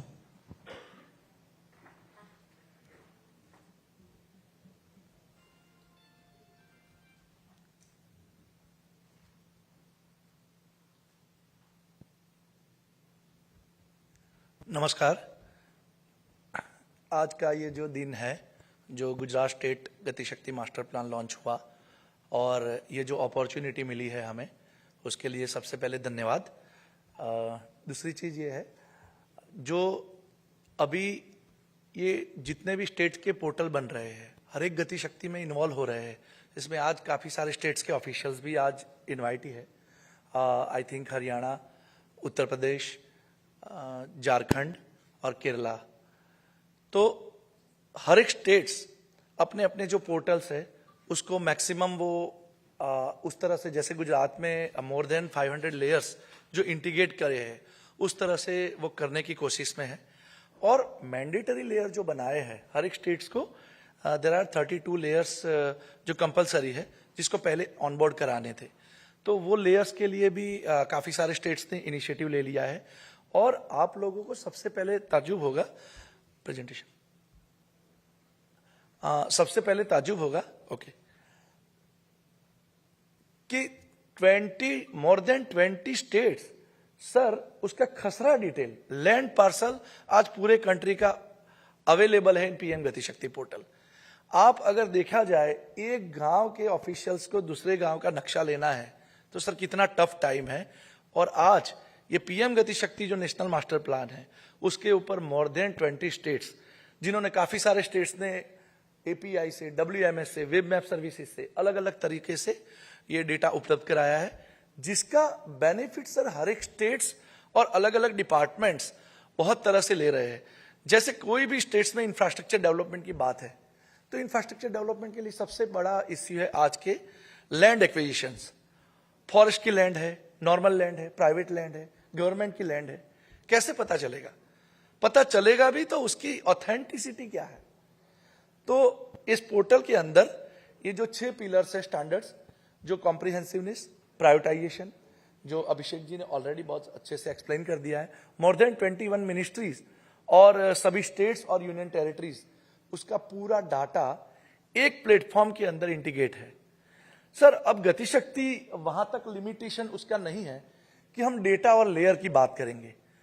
Sir, गति शक्ति ये platform है जो not only database और layer, बल्कि faceless NOC, जो अभी आगे प्रीवियसली जो सेशंस हुआ उसमें आपने एक्सप्लेन भी किया होगा और एग्जीबिशन में लगा हुआ भी है। आप सभी ऑफिशियल्स को मेरी तरफ से नम्र विनंती है, सभी लोग वो देख के जाइएगा कि जो 6 महीने का काम था वो 6 दिन में और 5 दिन में किस तरह से हो सकता है। उसके लिए जो इनिशिएटिव किए हैं, अभी गुजरात गवर्नमेंट ने सर 46 एनओसी फेसलेस कराए हैं, जो पीएम गति शक्ति के प्लेटफॉर्म पे अवेलेबल है। और उसमें से काफी सारे स्टेट्स ने हमें अप्रोच किया है कि इस तरह के टूल पूरे आत्मनिर्भर इन हाउस सिस्टम से बने हुए हैं, फॉरेन की कोई टेक्नोलॉजी नहीं लगी है इसमें, और पूरा डेटाबेस, टूल और टेक्नोलॉजी ये पूरी सर इन हाउस बनी हुई है। तो ये sir multi sector database, faceless NOC जो अप्रूवल्स है, जैसे सर ऑलरेडी बता चुके थे, CRZ नोटिफिकेशंस है, आपके आर्कियोलॉजिकल मॉन्यूमेंट साइट है, उस तरह के फॉरेस्ट सेंचुरीज है, और टेक्नोलॉजी, इन तीनों चीजों का समन्वय करते हुए ये डिसीजन सपोर्ट सिस्टम बना है। सर, एक इंपॉर्टेंट चीज है सिंक्रोनाइजेशन। सर, हमने एक डेमोन्स्ट्रेशन में भी एग्जांपल भी दिखाया है। सर, रक्षा शक्ति सर्कल जो गुजरात के है, गांधीनगर के लोग, उनको ज्यादा आइडिया है। सर, फ्लाईओवर ब्रिज भी बन रहा है, बाजू में मेट्रो ट्रेन का भी चल रहा है construction. Sir, mobile application system से आएगा, डेटा से आएगा, इंटीग्रेट होगा, और मॉनिटरिंग तो आप कर ही सकते हो, वो टेक्नोलॉजी तो इसमें जोड़ी दी है। लेकिन नॉट ओनली दैट, हमने सर हिस्टोरिकल सैटेलाइट डेटा जो आप गूगल अर्थ में वगैरह नॉर्मल यूज करते हो, लेकिन ये पूरा इसरो से प्रोक्योर किया हुआ आत्मनिर्भर भारत के तौर पे कार्टोसेट 60 सेंटीमीटर सैटेलाइट डेटा, जिसके आधार पे आप एग्जिस्टिंग इंफ्रास्ट्रक्चर, दूसरे डिपार्टमेंट का इंफ्रास्ट्रक्चर और गैप, अगर गैप है तो इसको किस तरह से इसको लिया जाए या दोनों का पैरेलल डेवलपमेंट कैसे किया जाए। मान लो कि एक 2022 में बन के तैयार हो जाएगा, वो 2024 में तैयार होगा, ऐसा तो नहीं होना चाहिए। तो इस तरह की जो चीजें हैं इंपॉर्टेंट, उसके ऊपर मैं फोकस करना चाहूंगा। और तीसरी चीज सर डायनेमिक इसलिए है, हर एक स्टेट का अपना अपना बहुत अच्छा डेटा है। सर अभी रिसेंटली हमें हरियाणा गवर्नमेंट ने इनवाइट किया था इसी गति शक्ति के पोर्टल के लिए। सर इतने इंटरेस्टेड ऑफिशियल्स हैं और उन्होंने हर एक चीज को बोले ट्रेनिंग करेंगे, इसमें लाएंगे और जितने भी स्टेट के डिपार्टमेंट के पोर्टल पे अवेलेबल डेटाबेस है उसका सर डुप्लीकेशन ऑफ वर्क नहीं करेंगे, सीधा एपीआई से और WMS से जोड़ेंगे और डायनेमिक कोई भी उसमें चेंज होगा तो automatically it will reflect on PM गति शक्ति portal. Sir same Uttar Pradesh, Gujarat के बाद अगर देखा जाए उत्तर प्रदेश ने लॉट्स ऑफ लेयर्स हमें प्रोवाइड किए हैं, काफी सारे टूल्स बनवाए हैं, हमारे बीच में उनके ऑफिशियल्स है। इवन झारखंड, सर आपको ताज्जुब होगा, एक ही बार ओनली वीडियो कॉन्फ्रेंसिंग से इनके साथ इंटरेक्शन हुआ है और मोर देन 40 लेयर्स। और अभी टूल के लिए उन्होंने बोल दिया है कि इस तरह के टूल हमें आप अवेलेबल कराओ इन हाउस और आत्मनिर्भर भारत के तौर पे, ताकि जल्दी से जल्दी हम काम कर पाए। सर दूसरी चीज है सर ये जो फ्रेमवर्क लिया है, क्योंकि सबसे पहली चीज आती है बेस मैप। आप बेस मैप कौन सा यूज कर रहे हैं? सर सर्वे ऑफ इंडिया का, ministry of science and technology का हमने जो जियो स्पाशियल फ्रेम है उसको यूज किया है। और आपको ताज्जुब होगा सर, अभी आफ्टर वीक सर हर एक पोर्टल पे states as well as national master plan 250 से ज्यादा लेयर सर्वे ऑफ इंडिया के इसके ऊपर अवेलेबल होंगे। अभी हमारी टीम ने कंप्लीट कर ली है, क्योंकि काफी बार ऐसा होता है सर्वे ऑफ इंडिया में रिजर्व फॉरेस्ट कौन सा है, प्रोटेक्टेड फॉरेस्ट कौन सा है, किसी को डीपीआर बनाए, अंडरग्राउंड पाइपलाइन कौन सी जा रही थी, पहले सूखी हुई नदी कौन सी थी, या paleo channels, that is also important sir. पहले यहां रिवर थी, अब मॉर्फोमेट्री चेंज हो गई, फ्लडिंग की वजह से वो 10 किलोमीटर दूर चली गई। उसकी हिस्ट्री, अगर ब्रिज प्रपोज करना है तो ब्रिज का स्पान कितना रखोगे, सिविल इंजीनियर को सपोर्ट करने के लिए ये टूल्स और टेक्नोलॉजी पूरी तरह से तैयार हो गई है sir. Sir satellite data already मैं बता चुका हूं जो इसरो से हम प्रोक्योर कर रहे हैं, और 70% सैटेलाइट डेटा इसके ऊपर ऑनबोर्ड करा दिया गया है। सर सबसे बड़ी बात सर्वे नंबर, अगर किसी भी यूजर को आप पूछोगे कि लास्ट यूनिट कौन सा है माइक्रो लेवल डेटा, तो सर एक खसरा की बात आएगी सर्वे नंबर, और हाउस होल्ड, अर्बन एरिया की बात करेंगे तो sir house hold. Sir house hold के डेटा के साथ अभी महाराष्ट्र गवर्नमेंट ने हमसे एक एक्सरसाइज कराई है, कोई ड्रोन टेक्नोलॉजी नहीं, आत्मनिर्भर भारत के तौर पे पूरा प्रॉपर्टी का टैक्स का डेटा, मोबाइल टेक्नोलॉजी और सैटेलाइट डेटा और उनके डिपार्टमेंट का डेटा, तीनों चीजों को जोड़ के हमने एक सिस्टम बनाई है ताकि प्रॉपर्टी टैक्स कलेक्शंस और जितना भी डेटा है उसकी सिस्टम सर इससे जुड़ जाएगी।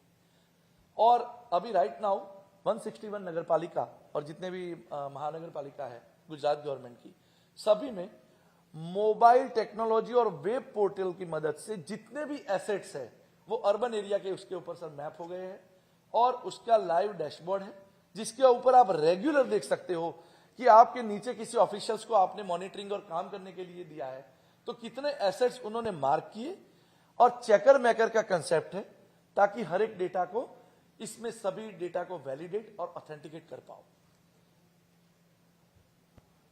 सर ये पोर्टल नेशनल मास्टर प्लान है जिसका जो माननीय प्रधानमंत्री साहब ने लॉन्च किया था, और हर एक स्टेट का इसमें मैकेनिज्म है, उससे आप एंटर कर सकते हो। सर इसमें एक चीज और भी हमने ऐड की है ड्यूरिंग द इंटरेक्शंस। सर काफी सारे स्टेट्स के ऑफिशियल्स का ये कहना था कि ये गति शक्ति है क्या, हम इसको कैसे यूज करेंगे। उसके लिए सर इसमें एक मैकेनिज्म डलवाई है कैपेसिटी बिल्डिंग के लिए। कोई भी यूजर पूरे हिंदुस्तान में कहीं से बैठे बैठे इसमें सर अपना स्लॉट बुक कर सकता है, कौन से स्लॉट को उसको ट्रेनिंग चाहिए, वीसी से चाहिए, फिजिकल विजिट करनी है, वो खुद कर सकते हैं, और एक रिपोर्ट जनरेट होता है सर, उसको ऑटोमेटिक मैसेज चला जाता है कि आपका ये स्लॉट बुक हो गया है, आपको इस दिन के लिए ट्रेनिंग के लिए आना है। सर इसके बाद में छोटे छोटे इनोवेशन किए, सर हर एक ऑफिशियल्स देखते होंगे, टिकटॉक देखते होंगे छोटे छोटे। सर हमने इसमें लंबे लंबे वीडियो नहीं बनाए हैं, 30 सेकेंड 60 सेकेंड्स के छोटे छोटे वीडियो रखे हैं। गति शक्ति क्या है, गो एरिया और नो गो एरिया क्या है। सर अभी काफी सारा गवर्नमेंट में ऐसा है, मान लो कि एक डिपार्टमेंट ने दूसरे डिपार्टमेंट को लैंड दे दी, या इंडस्ट्रियलिस्ट को इंडस्ट्री की लैंड दे दी, अलॉट कर दी। सर आफ्टर 3 मंथ्स उनको पता चलता है कि as per the CPCB norms और जीपीसीबी नॉर्म्स और जो भी स्टेट्स के एप्लीकेबल नॉर्म्स है, उसके आधार पे यहाँ पे ये नो गो एरिया है।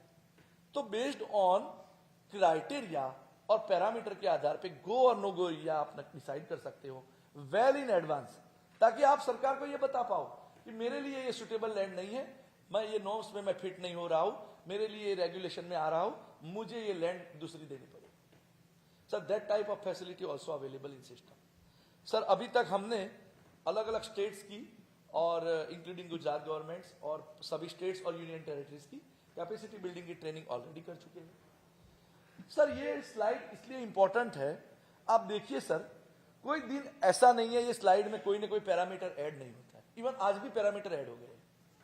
सर गति शक्ति प्लेटफॉर्म के अंदर जितनी चीजें हैं आप देख लीजिए, नेटवर्क प्लानिंग ग्रुप, मिनिस्ट्री के हाई इंपैक्ट प्रोजेक्ट्स, कैबिनेट से जो अप्रूव होते हैं वो projects.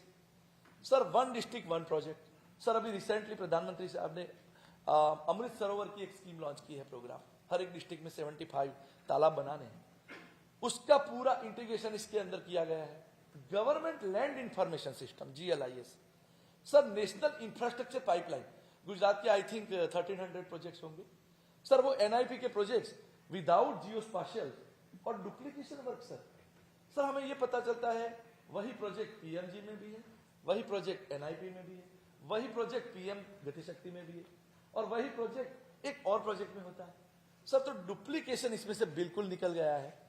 Sir multi modal logistic park जितने भी है, अभी अभिषेक जी बहुत अच्छे से एक्सप्लेन कर रहे थे। Even industrial information system IIS, जो पूरे कंट्री का एक एक इंडस्ट्री का प्लॉट कहां पे वैकेंट है, कहां पे लैंड अवेलेबल है, उसको भी इसके साथ इंटीग्रेट किया गया है। एस्पिरेशन डिस्ट्रिक्ट, जल संचय डिस्ट्रिक्ट, परक पोर्टल।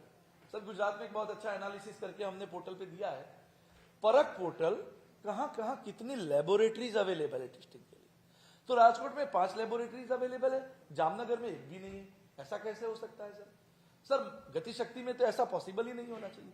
तो gap area, sir gap area एक मिनिस्ट्री ने बनवाया या एक स्टेट ने बनवाया। सर अभी तो डिपार्टमेंट और मिनिस्ट्री रोज 2 टूल बनवा रही है और ये बता रही है स्किल मैट्रिक्स, कहां कहां स्किल अवेलेबल है, इंडस्ट्री को कहां जरूरत है, उसका भी पोर्टल से ही सिंक्रोनाइज होकर आंसर मिलना चाहिए। सर ये एक होलिस्टिक पोर्टल है, इंटीग्रेटेड। सर ये गुजरात के कुछ एग्जांपल्स है, रोड इंफ्रास्ट्रक्चर, रेल इंफ्रास्ट्रक्चर, ऐसे करके मोर देन 500 लेयर्स। सर सभी डिपार्टमेंट्स के ऑफिशियल्स ने इसको वैलिडेट किया, ऑथेंटिकेट किया, देन एंड देन फ्रीज करने के बाद ये पोर्टल पे अवेलेबल हुआ और उसके ऊपर सर फेसलेस NOC के टूल एप्लीकेबल हुए। सर अभी गुजरात गवर्नमेंट में इरिगेशन डिपार्टमेंट भी कैनाल है, उसके रिजर्वायर है, अलग अलग कमांड एरिया है। Sir Sardar Sarovar Narmada Nigam limited SSNL, उसका भी पूरा कैनाल नेटवर्क से up to the minor canal network. इसका सर एक काम बहुत अच्छा किया था। सर हमने हर एक कैनाल के ज्यूरिडिक्शन के ऑफिशियल का मोबाइल नंबर, उनका ज्यूरिडिक्शन इसके साथ टैग कर दिया। इससे फायदा ये हो रहा है, कहीं पे भी आपको परमिशन लेनी है, ऑटोमेटिकली वो कंसर्न इंजीनियर को मैसेज चला जाता है कि यहां से ये डिपार्टमेंट को परमिशन चाहिए, ताकि आपको एक मैसेज आ जाएगा OTP बेस्ड और उसके आसानी से आप देख सकते हो डिसीजन बेस्ड। सर अभी आज एक मीटिंग भी है गवर्नमेंट ऑफ इंडिया में, हायर लेवल पे PMO में भी, सोशल इंफ्रास्ट्रक्चर को इसके साथ जोड़ो। सर ऑलरेडी गुजरात गवर्नमेंट ने बहुत अच्छे से सोशल इंफ्रास्ट्रक्चर को जोड़ा गया है और बाकी स्टेट्स भी जो अवेलेबल है, यूपी ने तो इवन एक पहुंच करके एप्लीकेशन सर बनवाई। उनकी यहाँ से सेक्रेटरी मैम ने बाइसेक की विजिट की गुजरात गवर्नमेंट के साथ और एक काम ये करवाया, उन्होंने बोला हमारे यहाँ ऐसा टूल बना के दे दो कि कौन से ऐसे अनसर्व्ड विलेजेस हैं जिनको 5 किलोमीटर से ज्यादा बच्चों को ट्रैवल करना पड़ रहा है, और ये एग्जैक्ट रूट वाइज रोड की कनेक्टिविटी के साथ बताओ और उनको चॉइस दो कहां पे वो स्कूल को मर्ज करना चाहते हैं, कहां पे स्टूडेंट टीचर रेशियो कितना है, और उसके आधार पे वो डिसीजन ले पाए। सर ये थोड़े लेयर्स हैं, लेयर्स के बारे में तो मैं एक्सप्लेन कर चुका हूं, डेमोन्स्ट्रेशन में भी है। सर इवन आपको ये सर देखिए गोडाउन का स्टॉक कहां कितना अवेलेबल है, डायनेमिक यहां से मिलता है ताकि आप प्लानिंग कर पाओ।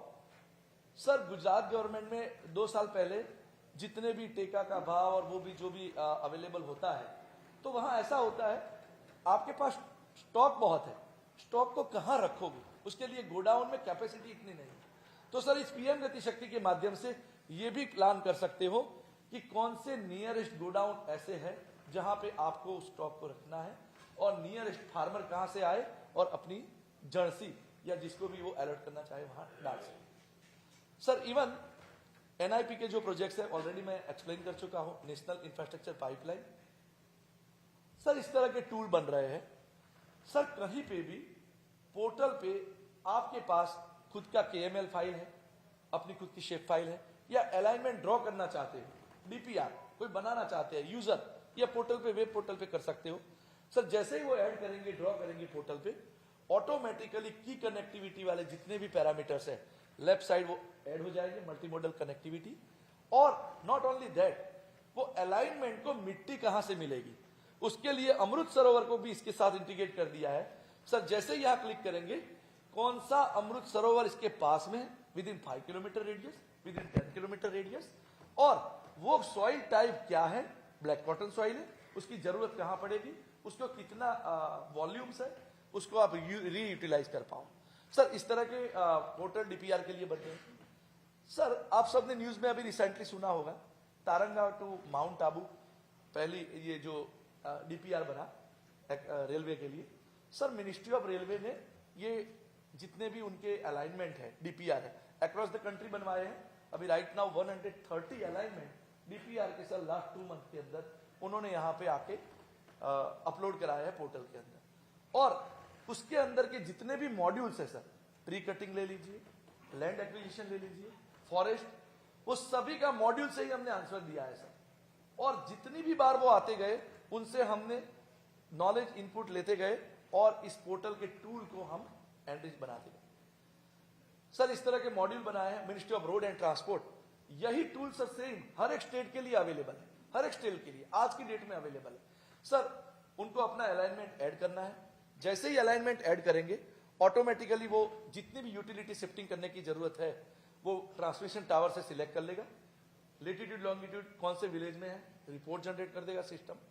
सर राइट ऑफ वे के अंदर कितनी जगह से परमिशन लेनी है, वहां कौन सी रेलवे से लेनी है, रिवर से लेनी है, रोड से लेनी है, रोड में भी स्टेट हाईवे से लेनी है या मेजर डिस्ट्रिक्ट रोड से लेनी है, सर उसका पूरा रिपोर्ट जनरेट हो जाता है।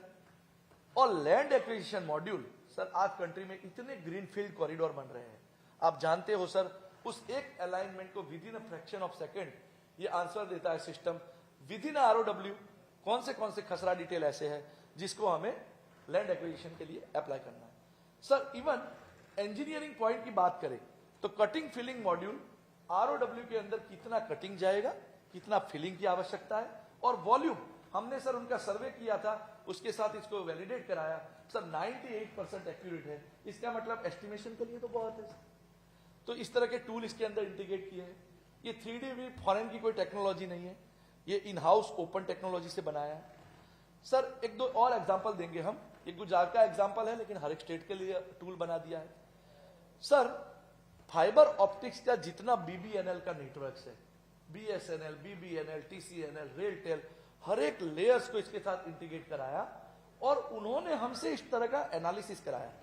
वो बोले ठीक है, नॉन फाइबराइज टावर गुजरात गवर्नमेंट में कितने हैं उसको मैप कराया, और नॉन फाइबराइज टावर को फाइबराइज करने के लिए कितने एनालिसिस की जरूरत है, कितना लेट करना पड़ेगा लेंथ, वो सर TSP ऑपरेटर वाइज ये इसमें एनालिसिस, ये हर एक स्टेट के लिए अवेलेबल है। सर एक स्टेप आगे जाएंगे, सर जितने भी unserved villages, 33,000 villages across the country mobile connectivity के लिए अनसर्व्ड है, सर उसको NMP पे अवेलेबल कराया। और ये गुजरात का एक एग्जांपल लिया है, क्लस्टर ऑफ विलेजेस, ये 3 विलेजेस अनसर्व्ड है। सर इसमें गवर्नमेंट लैंड कौन सी रहेगी, जहां पे प्रपोज टावर कहां रहेगा, और प्रपोज टावर को एनर्जी डिपार्टमेंट से बिजली कहां से मिलेगी। इवन नॉट ओनली दैट, अगर एनर्जी डिपार्टमेंट का गेटको का डेटा या any type of data distance ज्यादा है, सोलर से सनशाइन कितना रहे, सोलर की सनशाइन की अवेलेबिलिटी नहीं है, तो डीजल और पेट्रोल के स्टेशन कहां रहेंगे ताकि वो जल्दी से जल्दी इसका प्लानिंग कर पाए। सर इस तरह के टूल इसमें बनवा रहे हैं। सर ये ऑटोमेटिक सॉफ्टवेयर से निकलती है इंफॉर्मेशन। जैसे मैंने नेविगेशन में गुजरात किया, 4G saturation of dashboard, sir ये मैट्रिक्स ऑटोमेटिकली बनता है। प्रपोज टावर कहां लेटीट्यूड लॉन्गिट्यूड कहां बनेंगे, गवर्नमेंट की लैंड पे बनेंगे या प्राइवेट पे बनेंगे, गवर्नमेंट की लैंड अवेलेबल ही नहीं है, टेरेन की कंडीशन कौन सी है, और distance from railway, distance from road and distance from energy assets. Sir एक चीज बहुत अच्छी उनके पास है, ये उनके पास थी पड़ी हुई। सर इसको एक छोटे से एफर्ट से कितना फायदा हो रहा है। सर उनका एक आरएफ कवरेज टूल है, ठीक, आरएफ कवरेज टूल है। आरएफ कवरेज टूल में रेड जो जोन है वो दिखा रहा है, वहां मोबाइल की कनेक्टिविटी नहीं है। सर अब तो हम ऑपरेटर के लिए भी एक टूल बना रहे हैं, चूज योर ऑपरेटर। ऑपरेटर खुद मोबाइल एप्लीकेशन से अपना देख पाएगा कि मुझे यहाँ जियो के टावर लगाने की जरूरत है या बीएसएनएल की लगाने की, किसकी based on that database. Sir थोड़ा टाइम के कंस्ट्रेंट की वजह से मैं थोड़ा जल्दी कर रहा हूं। ये इस तरह का एक टूल बनाया है, ये tool ready to available for पूरे कंट्री के लिए है। सर किसी भी एसेट्स, पूरे हिंदुस्तान में कोई भी एसेट्स बनाना है, इंडस्ट्री ले लो, हेल्थ इंफ्रास्ट्रक्चर ले लो या एजुकेशन ले लो, आईटीआई ले लो, any type of infrastructure.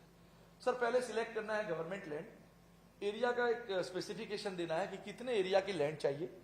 Sir user को खुद चॉइस मिल रही है कौन से पैरामीटर और क्राइटेरिया डालेंगे कि मुझे हाईवे से नजदीक चाहिए, इंडस्ट्री से इतनी दूरी चाहिए, रेलवे से इतनी दूरी पे चाहिए, एनर्जी और ट्रांसमिशन टावर से दूर चाहिए। इसके हिसाब से वो डालेंगे, ऑटोमेटिकली सर सिस्टम बताएगी कि पूरे स्टेट में कौन से सर्वे नंबर उस क्राइटेरिया को सेटिस्फाई कर रहे हैं। और not only that sir, even वो सर्वे नंबर कहां पे है, उसका 7/12 का फॉर्मेट आ जाएगा, ऑनरशिप किसकी है, और इसको डायरेक्ट फेसलेस एनओसी से एप्लीकेबल कर सकते हैं और सीधा डैशबोर्ड पे एप्लीकेंट अपना और यूजर दोनों देख सकते हैं कि कहां कहां मेरी फेसलेस एप्लीकेशन। सर मिनिस्ट्री का लास्ट एग्जांपल देके मैं खत्म करूंगा। सर रेलवे मिनिस्ट्री ने बहुत अच्छा काम कराया है, डीपीआर 131 ऑनबोर्ड करा दिए। उसके बाद में उनका एक ऑलरेडी सिस्टम था सर मॉनिटरिंग का, जो क्रिश का उनका बहुत अच्छा सिस्टम बना हुआ है। सर इसमें चेनेज वाइज मॉनिटरिंग दिखाया है, आप देख सकते हो डिफरेंट डिफरेंट कलर। सर यहाँ एक एग्जांपल दिखाया है, उधमपुर टू श्रीनगर उनका डीपीआर बन रहा है। सर वहां क्लिक करेंगे पोर्टल पे, उसकी डिटेल इंफॉर्मेशन आएगी, उसके साथ में उनका डैशबोर्ड जुड़ गया जो प्रोजेक्ट मॉनिटरिंग देख रहा है, और लाइव कैमरा से सर लाइव फीड आ रहा है वहां पे कंस्ट्रक्शन कितना है। अगर ये तीन चीजों का समन्वय हो गया, इसमें क्वेरी मॉड्यूल चल पड़ा, सर इससे ज्यादा चाहिए क्या गति शक्ति। ये तीनों चीजों उन्होंने अभी रिसेंट करवाई है। ये कुछ एग्जांपल्स है, हाइड्रोलॉजिक स्टडी वगैरह जो मैं ऑलरेडी बता चुका। Sir gap analysis, Gujarat government में हमने गैप एनालिसिस करके दिया है, हर एक स्टेट के लिए अवेलेबल है। कितने पोर्ट को कितनी रेलवे की कनेक्टिविटी की जरूरत है और किसकी प्रायोरिटी लेनी है। Sir that type of facility also available in system. Sir quick connectivity tool, आप पूरे हिंदुस्तान में कहीं पे क्लिक करो, जो भी पैरामीटर लेफ्ट साइड सिलेक्ट करो। मान लो कि किसी टूरिज्म की बात करते हैं सर, सपोज मैं कोई जगह गया हूं, मुझे ये चाहिए कि 10 किलोमीटर रेडियस में कितने रिसोर्ट अवेलेबल, कितनी होटल्स अवेलेबल, उसके अंदर कितने कमरे अवेलेबल है, क्या फैसिलिटी है, हेल्थ फैसिलिटी क्या है, that type of facility also available in system. Sir thank you very much sir, इस तरह से बहुत सारी चीजें कराई है। Thank you, sir, for your presentation. We'll now move towards Mr. Shalabh Srivastava, Vice President, Flipkart. Logistics, last mile connectivity industry perspective. His point of address. Thank you. Good afternoon. Dignitaries on stage, off stage, and friends from media. It's been an honor to be here for the last couple of hours to understand the kind of path-breaking work that Government of India and Government of Gujarat is leading, and the kind of opportunities that it opens up for the entire country to leapfrog India to the next level and move from being a follower to a leader in terms of logistics in a very short period of time. And I must say that the last couple of hours have been great education for me, and I will go back with a lot of ideas about how Flipkart can participate in this fantastic and exciting journey.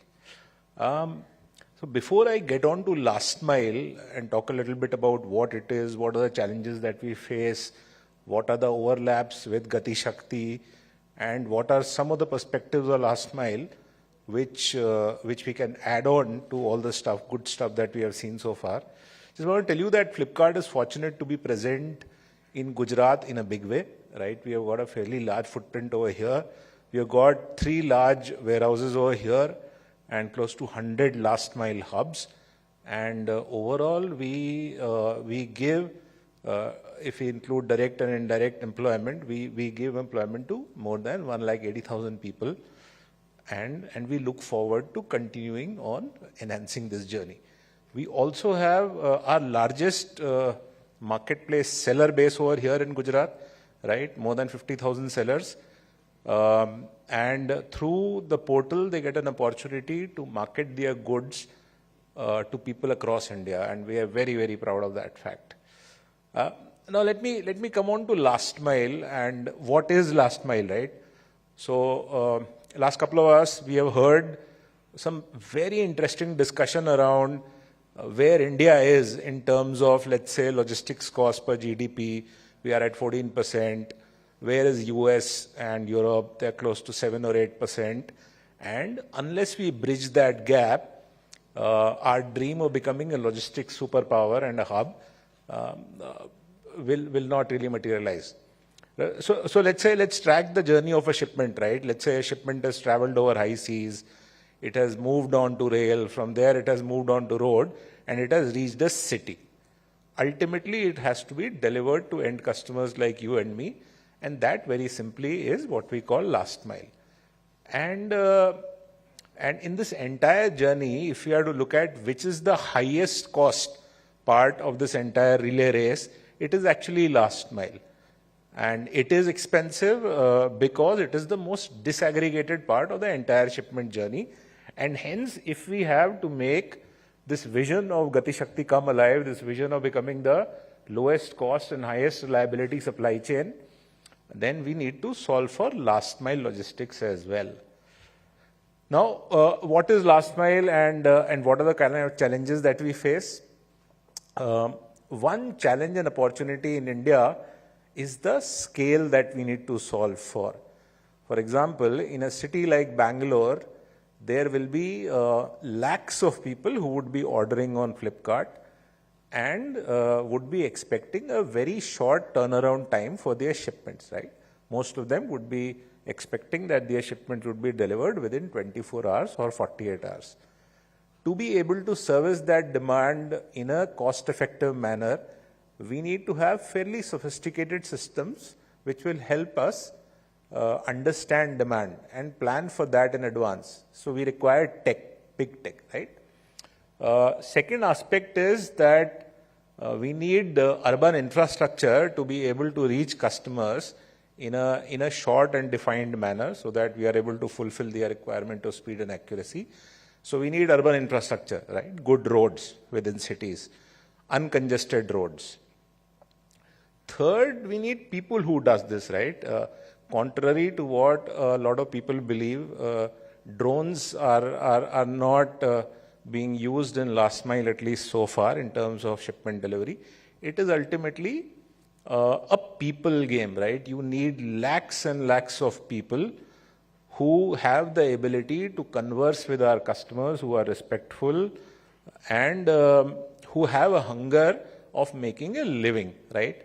So then this problem moves away from being a pure infrastructure problem or a pure tech problem to a problem of identifying millions of people, right? Training them and giving them a chance to kind of upgrade their life and also give the best possible customer experience.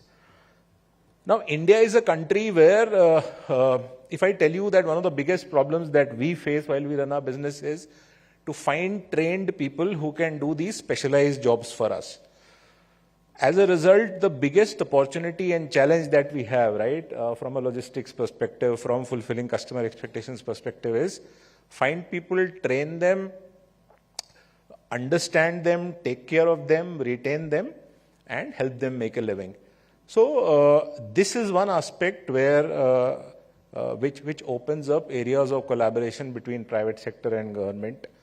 If we can work out mechanisms where, let's say, private sector can get access to the vast talent pool that is available in a country like India, in the hinterland, and we can kind of create curriculums around what specifically we need in terms of skill sets from these set of people.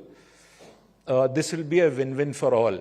So some starts have been done in this. We have done some work with the government of Karnataka and a couple of other state governments, but we are looking forward to working a lot closer and in a lot bigger manner with all governments, and looking forward to collaborating with state government here in Gujarat as well on that. That will be, I believe, a massive unlock for people and also for business.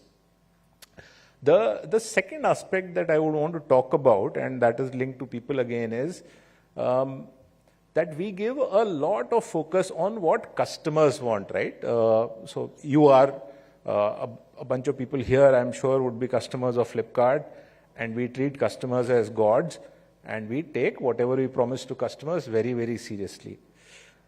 What ultimately the customer experience is delivered by our people, feet on street, and I've been talking about that. So if we want to give the best possible customer experience to people like you, we need to give the best possible experience to people who work for us, right? People who work in warehouses and people who do last mile delivery for us. As a result, what we try to do is, we try to understand those guys almost as well as we try to understand end customers like you. We invest fairly heavily in terms of building cohorts of our last mile agents, in terms of understanding them, in terms of understanding what are the opportunities that they have in their life, what are the challenges that they have. And then we create tech-enabled capabilities to solve for their problems. Right? Let me give you an example. What do I mean by that?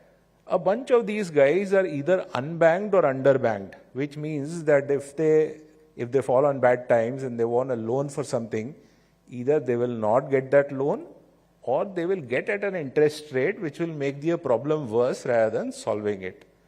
So we partnered, so we found this problem very interesting and very pertinent. So we partnered with a couple of artificial intelligence-based startups who have figured out a credit scoring model which is much better and much more advanced than what our banks have been doing. This is that we launched the simple capability of giving an instant and intelligent loan to our last mile agents. So anyone who wants a loan can get money in his or her account in less than 5 minutes, right? The initial disbursement would be capped to, let's say, 5,000 rupees. And subsequently, whether that person is eligible for that money or not depends on his or her behavior.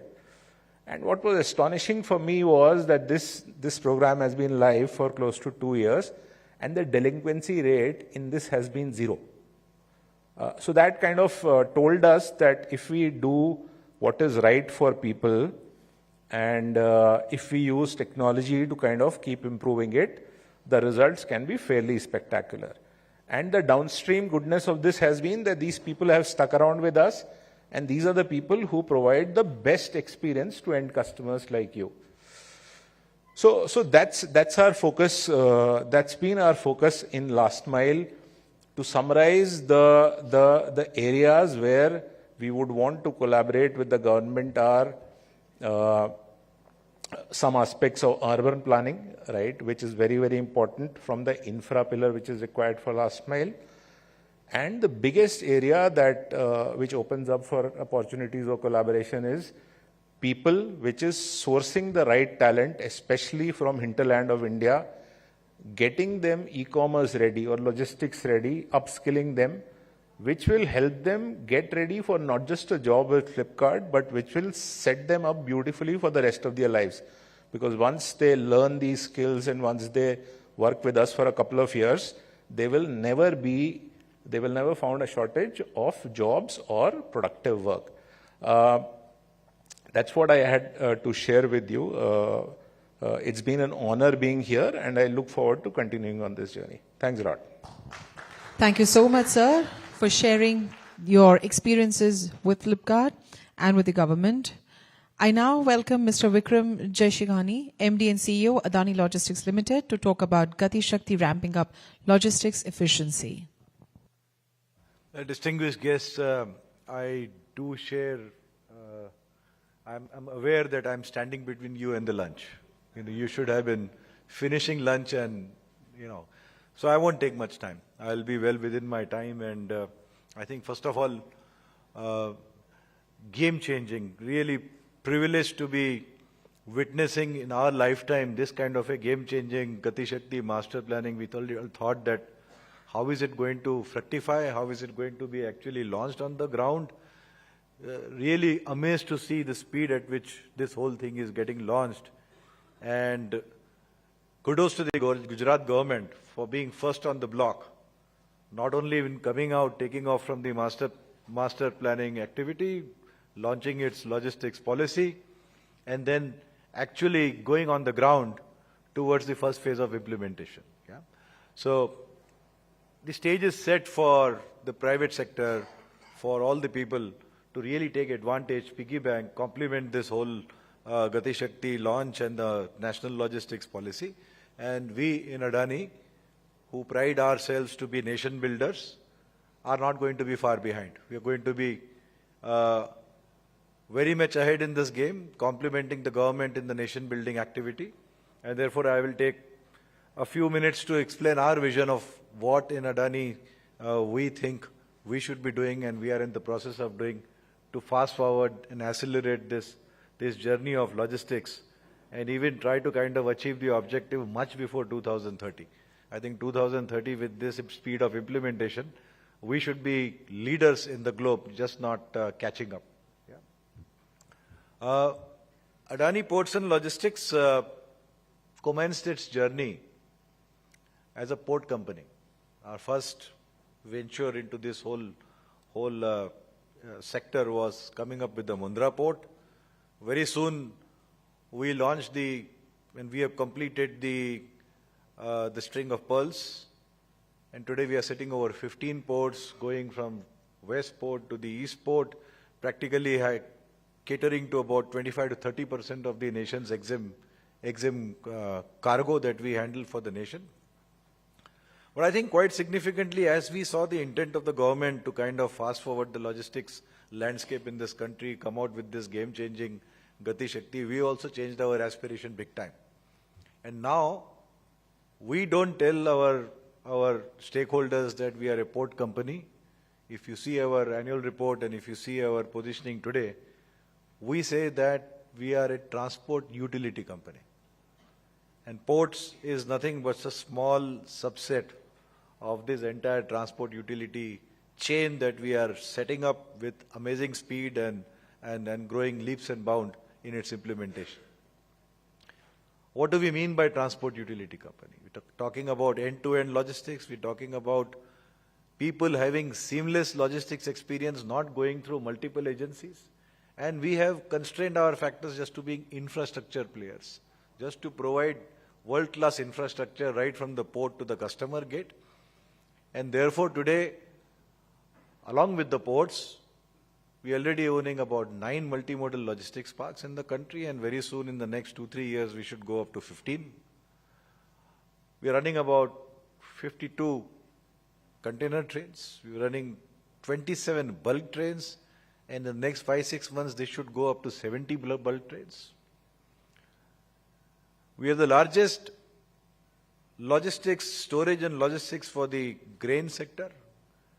We are already running 20 grain terminals for FCI across the country, and I think our aspiration is to be more than 100 in the next 2 years. And then that also is all connected by rail connectivity. We launched our foray in providing industrial parks and warehousing.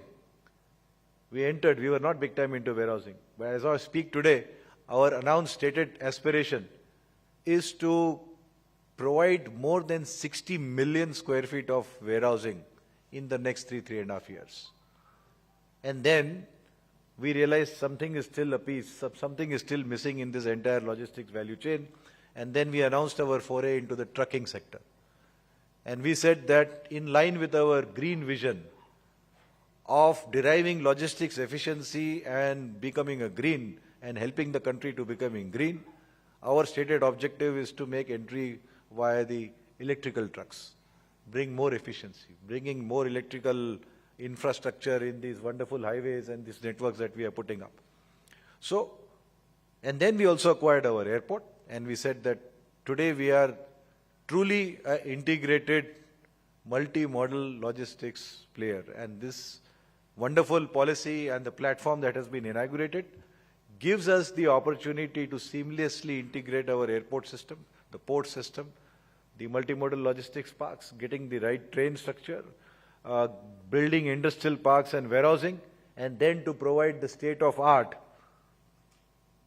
first mile and last mile connectivity through electrical trucking, through bringing trucking's best-in-class trucking which will reduce the pollution levels.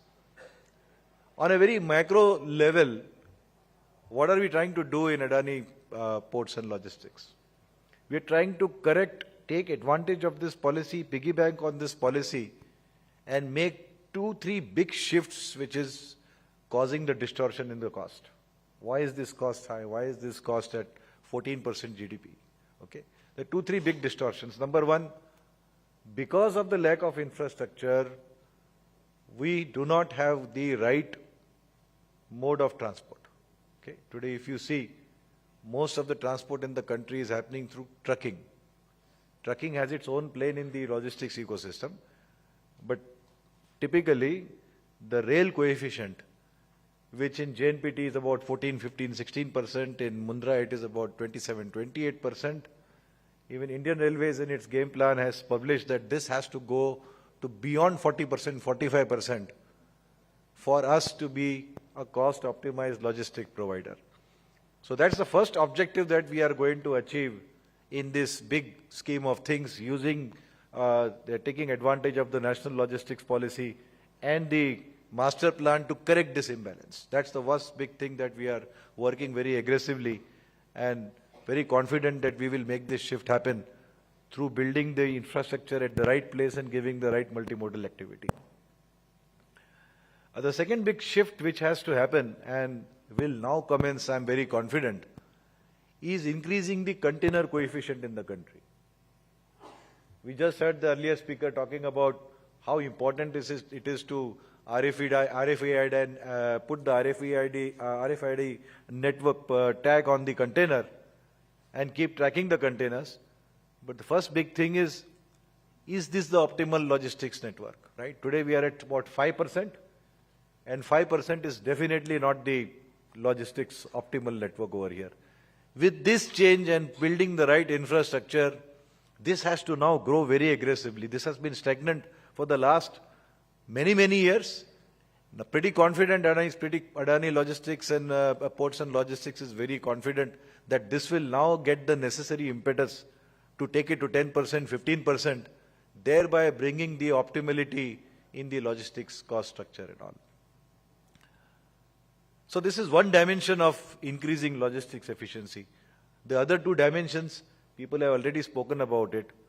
Now, where is that we are losing optimality? It's all in the capex cost, because we are dealing with so many agencies and then finding out later on that, oh my God, this is a forest land, or this is a land which is having XYZ restriction, or there is a pipeline coming underneath, or there is a forest restriction over there.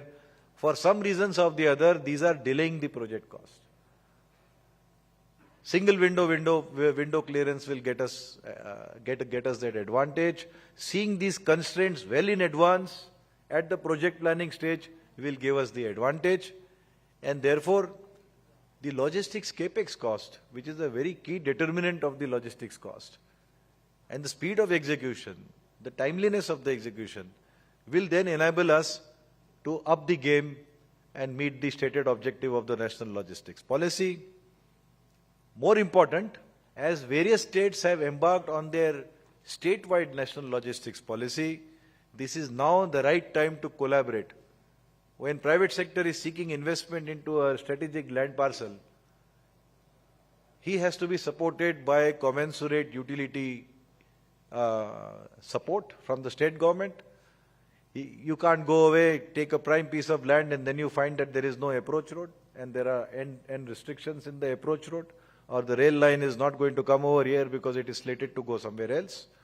All these bottlenecks are now envisaged, will no longer remain in bottleneck, will be seen upfront, collaboration will be better, and therefore we are very convinced that there is going to be a sea change, game-changing development of the logistics sector in India, of which Adani Ports and Logistics will play a lead role.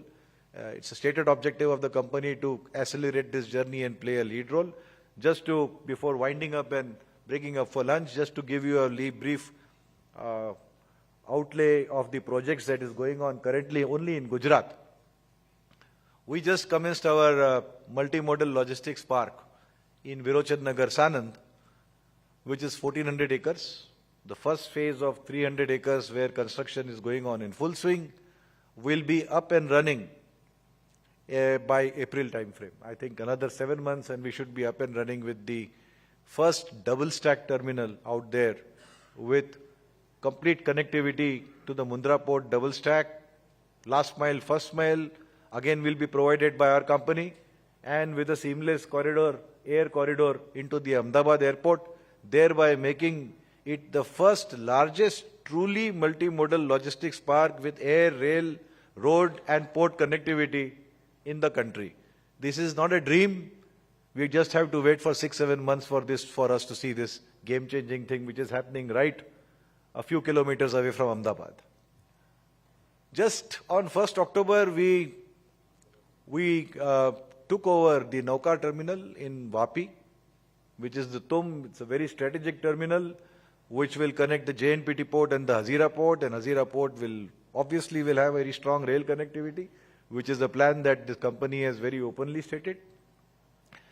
That terminal has been acquired by Adani Ports and Logistics, and one of the first projects that we are going to do, and we have started work, is integrating it with the direct freight corridor. And I think in the next 4 or 5 months, Tum will be the first directly connected direct freight corridor connected terminal, again giving double stack capability and tremendous speed of rail service into JNPT, into Hazira and into NRC across the country, making it one of those crown jewel terminals for all of us, for the trade, for the industry, changing the game rapidly. And all these things I'm talking about is few months down the line, not very long-term vision and all those things. Yeah. We are going to start work on DFC connectivity in Ankleshwar. Up there, we are starting work in the DFC connectivity. We'll start, that's little time away, but we'll start with Dadri, we'll start with Fulera in Jaipur, and we'll have a strong presence on DFC. We'll leverage DFC, and that's coming out big way. So this is just about the Gujarat plan. I'm just talking about the logistics plan in Gujarat. We have similar plans with similar speed and efficiency in all parts of the country, pan-India, north to south, east to west. And a parting word, this policy, this vision could not have come at a better time from the country. And I really, once again, before ending my talk, congratulate our Honorable Prime Minister and the government of Gujarat for really taking this with such speed, and with such enthusiasm, with such passion, that this country is truly slated for great times to come. That's now a certainty. And thank you very much for this patient listening. Thank you. Thank you so much, sir, for sharing with us the Adani Logistics plans and the action. Thank you. I will now request Shri Abhishek Chaudhary to hand over the mementos to all the 3 speakers.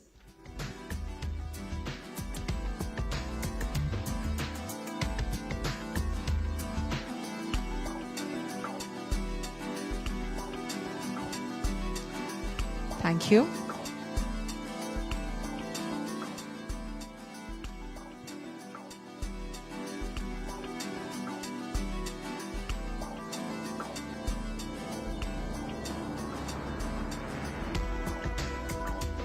Thank Thank you.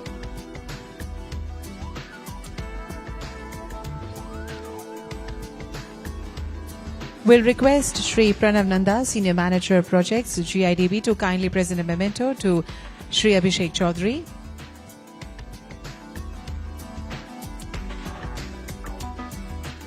Thank you. And I request the speakers to kindly pose for a group photograph. Thank you. And to the august audience, it was great having you over here.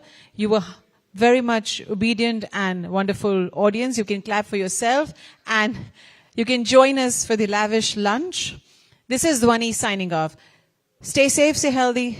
Until we meet next. Bye-bye.